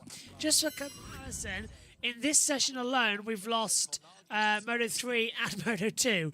That's how mad it's been. Drivers are under investigation now for leaving pit lane exit and slowing everyone down. Sudden, David Addison. Bosch into the back, and some try and swerve. That's Samson early on. And Kolnagi was so slow, others had to take evasive action. So some are being looked at for going over the line, but you can see that there was already the damage to Leon's car because as he tried to swerve. Oh, there's an on the inside. The trial's going for a move. And, oh, my God. That was quite something. James Wharton going up the inside, down at turn 6 to try and make through. With this many revs, can already pick to the damaged suspension nose is coming into turn 3. It nearly was down there as well. So the session's restarted. Let's see how far we go this time. It looks like it gets dark in about 45 minutes' time. I don't think we're going to have the motorcycles out there today at all. Which means tomorrow is very busy, where they've got to have a practice, a qualifying, and then a race as well. Not the greatest of situations out there to get all that sorted in. So yeah, that's going to be a difficult day for the bikes out there to keep it going. I am keeping an eye on the Moto 2 practice sessions that are on my monitor. It's on the second monitor just below us here, where Omi was beforehand. So Ugo is top, Goethe second, Boyer third, Leon fourth, Webster fifth. Only good thing is that it's going to get. If the session goes so much longer, the darkness will sort of end it for us because we can't run anymore. But I don't like how we're 2 hours behind schedule and it's the bikes that have been affected. That's not right. You can't prioritise one championship over another in this series. As they fly in. Now, right, warm-up lap's complete. That's taken 3 minutes. Let's get going. Goethe's out there. Behind is one of the MP Motorsports. So it's his teammate behind. They're first and second out there on the circuit. So that second one, it's not Mattea, because it could be. It's Valerio Riscaletti as well. Down into turn 3, as David Anderson said, through Lisboa, right, 4 tenths down for the first sector for Ollie Goethe. So Ollie's not going to be anywhere improving so far. Boyer still, he's just now left the pit lane. Oh, and off the track goes car 5 of Enzo Delani. And that's going to be a spin around with a local yellow at Lisboa. Perfect. That brings out a red flag. Everyone will be annoyed.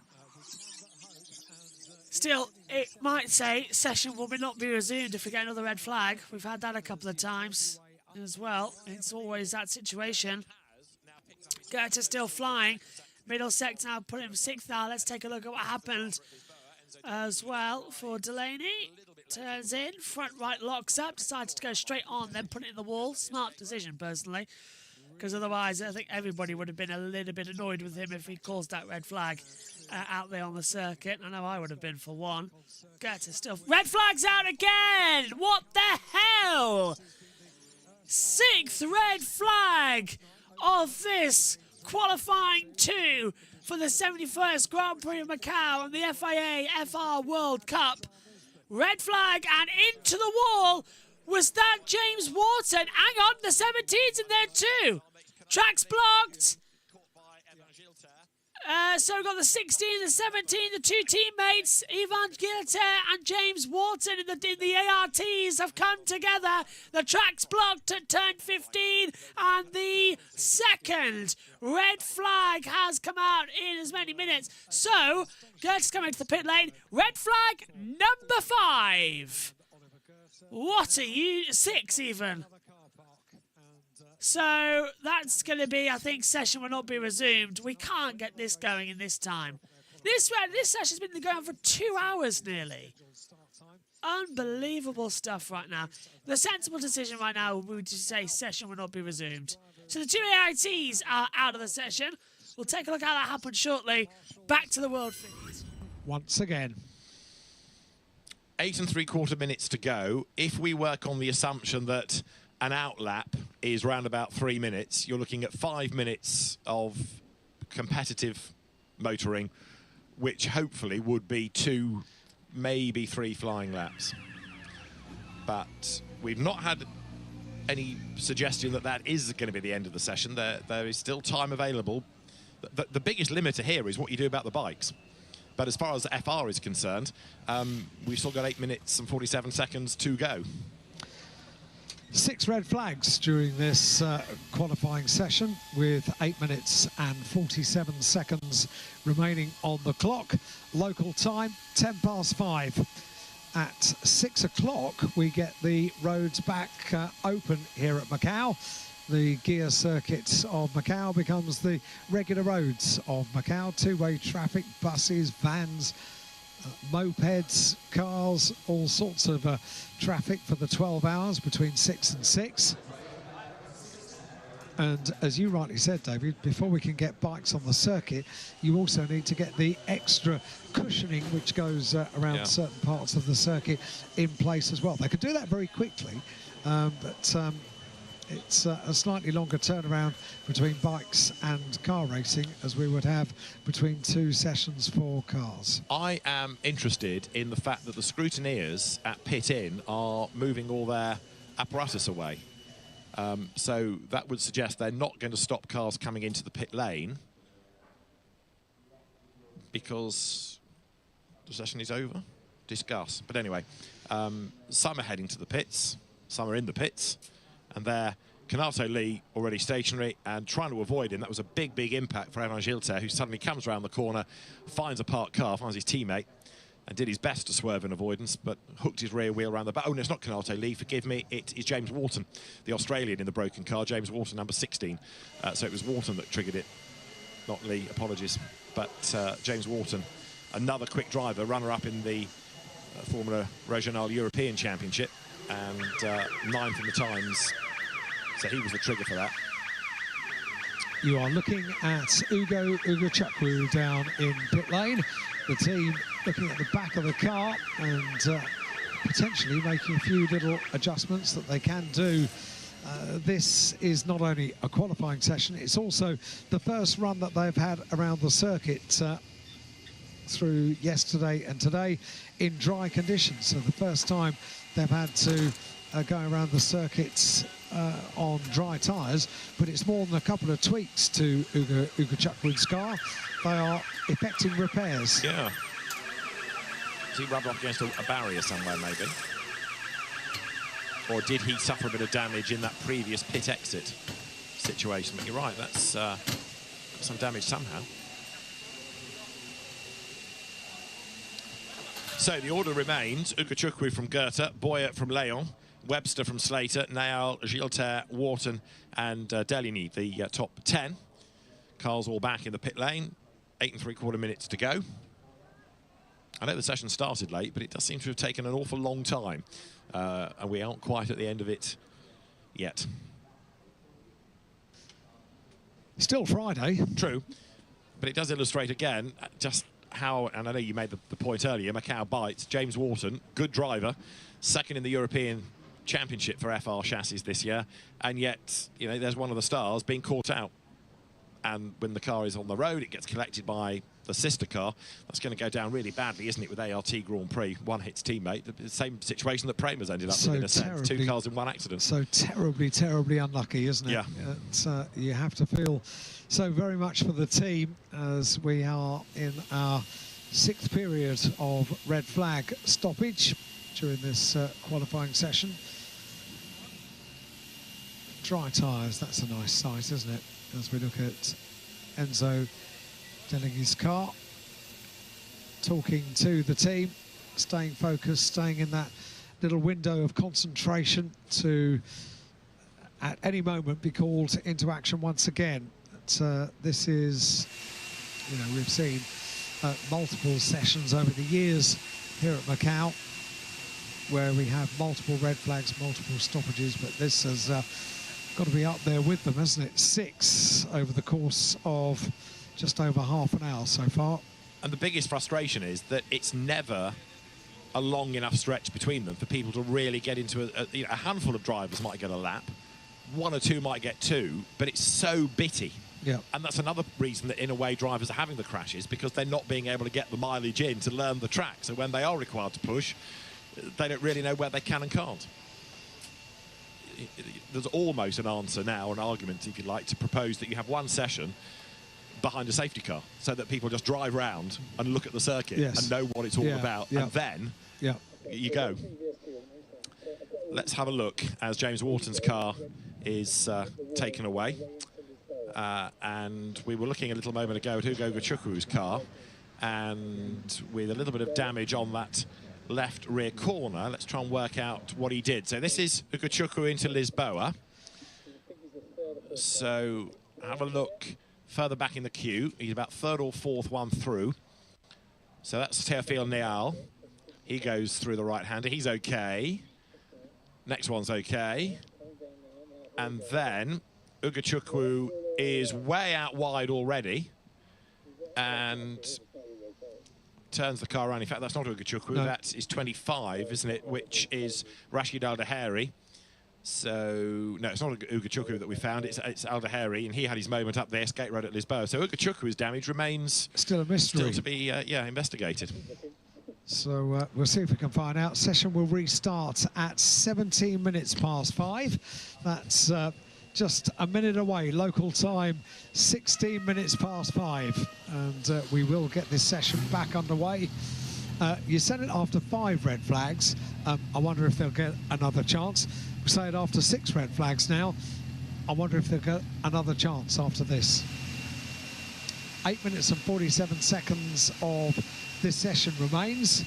I suppose they only park the bikes for a while because they've been parked for 2 days. I was going to say, they are parked. Yeah, exactly. Yeah.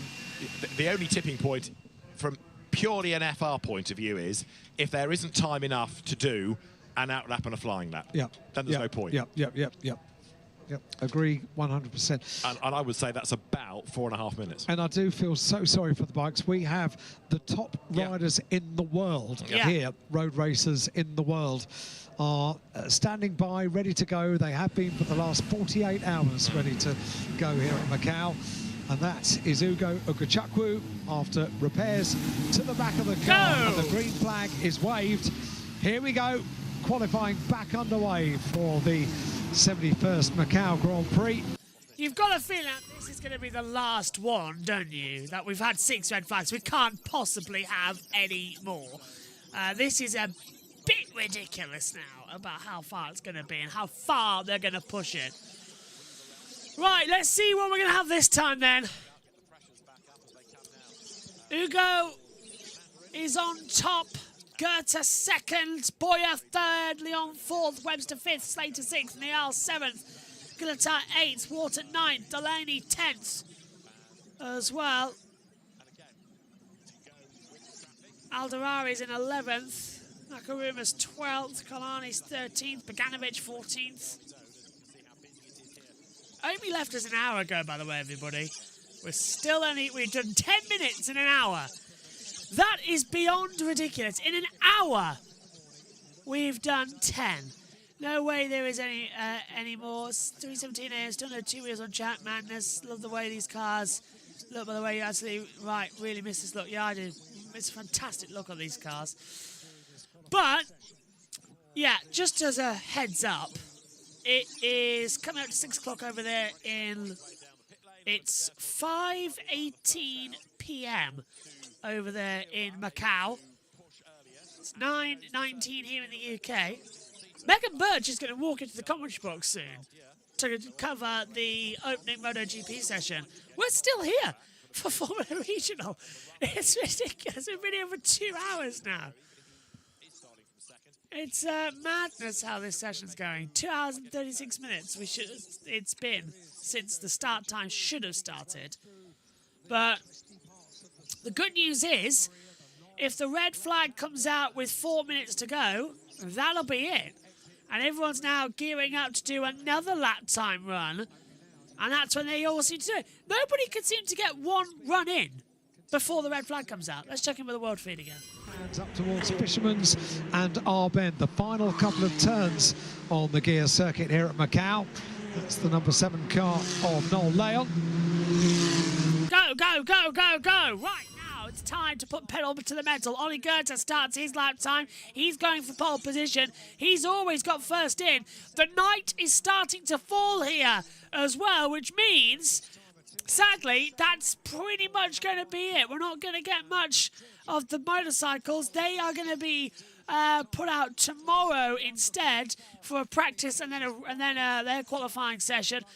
Don't know if I'll have to race now, move to Sunday. It's quite a bookended session. We'll see how it all works out. Meantime, Ugo's got top for the R-Ace GP. Race GP, effectively, just with a dash in it as well. I'm constantly looking to our timing monitor because these days it's not showing yellows, it shows instant reds. In the GT Challenge, at least showed us yellow flags. In FR, the timing screen just goes straight to a red flag situation. So, anyone improving? No. Ugo has done a middle sector of a 27.715, so he's improving. So many cars stopped on the circuit and out of it. I think Calanto Lee as well on the ARTs in the 18 has stopped. So all the ARTs have stopped in this session. There's 16, the 17 and the 18. There's 3-car entry. They're out of it. Both Promos are out of it. There's only one more left in that run with Freddie Slater. He's running in 6th position right now. Goethe's up in sector 3 by a 10th. He's gone fastest. It is a 27.690. 27.804, so fastest actually goes to Noel Leon. Noel Leon's going massively well out there. Watch out for him. He might have a provisional pole position time. He's up by 3.5 tenths of a second. So there's still something there as Goethe heads down the back stretch. Can he do anything about Ugo's time? Through Fisherman, thank you, David Addison. Through Fisherman's into the last corner then here at Macau and up towards the line. Ollie Goethe running hard. Can he take pole position here at Macau for the qualifying race? Answer yes. 2:19, 1:21. Here comes Delaney across the line. Not improving. No, Leon's looking fast. Delaney up to 3rd. Noel Leon, does he take provisional pole? No, stays in 2nd. Ugo Ukanawa goes fastest. Ugo top again.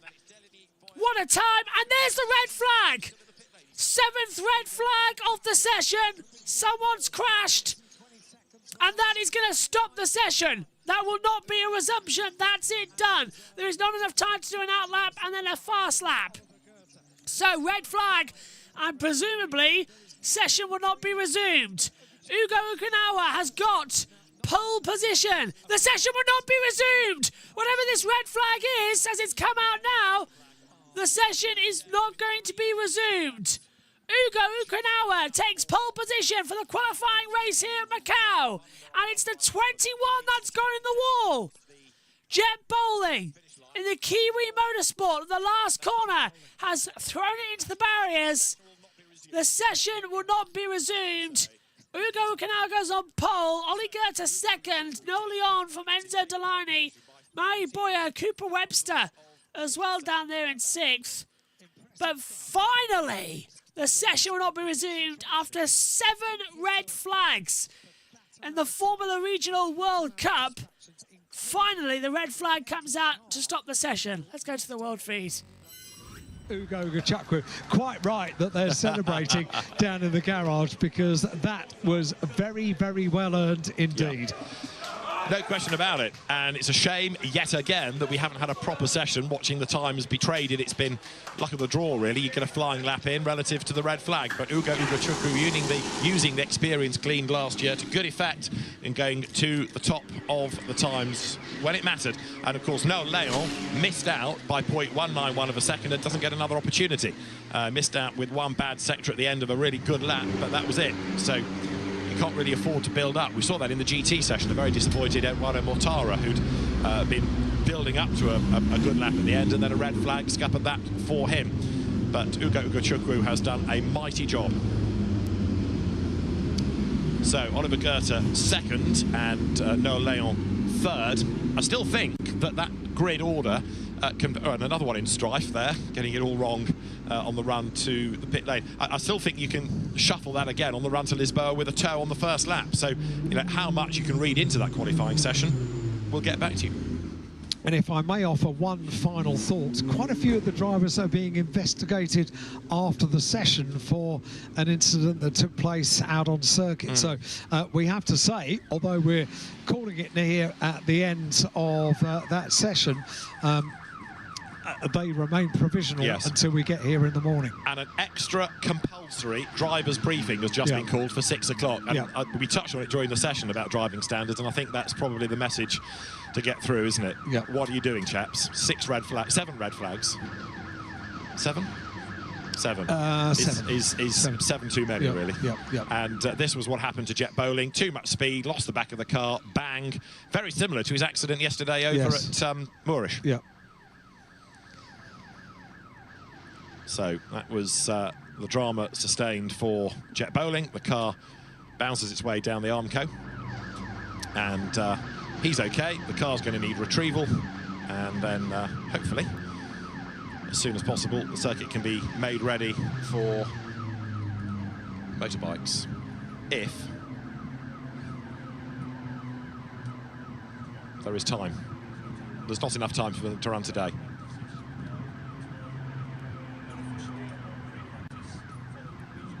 So we understand that we are going to have activity for the bikes tomorrow and provisionally Sunday, but we await official confirmation. But because of the amount of light, never mind the amount of time, it looks as though the bikers have had another day off, sadly. What a difficult situation for them. Yeah, and for the organisers, in fairness, because you know you're trying to juggle the weather you can't control what drivers are going to do in a situation like this, and you're also mindful of the needs of what you have to accommodate for the two-wheel community as well. So keep an eye to the Macau Grand Prix website, and the confirmation will come from there. As there is your pole position driver then, provisionally, for the qualifying race for the Macau Grand Prix, the FR World Cup, and that is Ugo Ugachukwu, who uncoils himself from the car, the very, very tall American driver with the understated silver helmet. A very happy man indeed. So Ugachukwu by 14 thousandths of a second taking pole position. And a very happy team. Big smiles all round as the drivers then go talk to their respective teams, reflect on a very, very bitty session. 2 minutes 19.107, 14 thousandths quicker than anybody else for pole position. A very happy Ugo Ugachukwu down in pit lane, and an extremely happy team. It is quite a release after a session like that for not just the drivers, not just the teams, but everybody involved to get to the end of the session and then have something to celebrate. And that's what Ugo Ugachukwu does down in pit lane. Now, the indication number 1 down by the right-hand corner of the fronts of the car for Ugo Ugachukwu, and exactly like he was in F4 just a few years ago, takes everything in his stride. Confirmation then that Ugo Ugachukwu starts provisionally on pole position tomorrow from Oliver Goethe, Noel Leon and Enzo Delaney on the second row of the grid, Mary Boyer and Cooper Webster on row 3, with Freddie Slater and Teopal Nayal on the next row of the grid. Further down, James Wharton and Rashid Taheri on the next row of the grid, and Nakamura and Kalagny on the next row. Bogdanovic ended up in 15th place after watching the majority of that session, and starting at the back of the grid, 2 British drivers, Darian Arney and Kanato Lee, complete the 27 finishers from qualifying for the Grand Prix on Sunday. The Grand Prix of Macau. Okay, they've turned off their volumes. That was perfect. 7, count it, 7 red flags. Absolutely unbelievable. Join us tomorrow for all the action as well. Yes, Adam, we are covering the Motorcycle Grand Prix as well. We're covering the Formula Regional, the Grand Tour, and the motorcycles. Motorcycles are going to be on tomorrow. New schedule looks like it's going to be practice, then a qualifying straight into it, and then the Grand Prix will be on Sunday. Julia Trusovic and Lizzie Whitmore joining me in the commentary box for that one. So, 7 red flags, 2 hours on air. That was a 40-minute qualifying. What a joke. They definitely need to sort that out. We'll see you tomorrow for more action from Macau. Next up, it's going to be the Solidarity Grand Prix of Barcelona. Free practice 1. See you later. Bye-bye.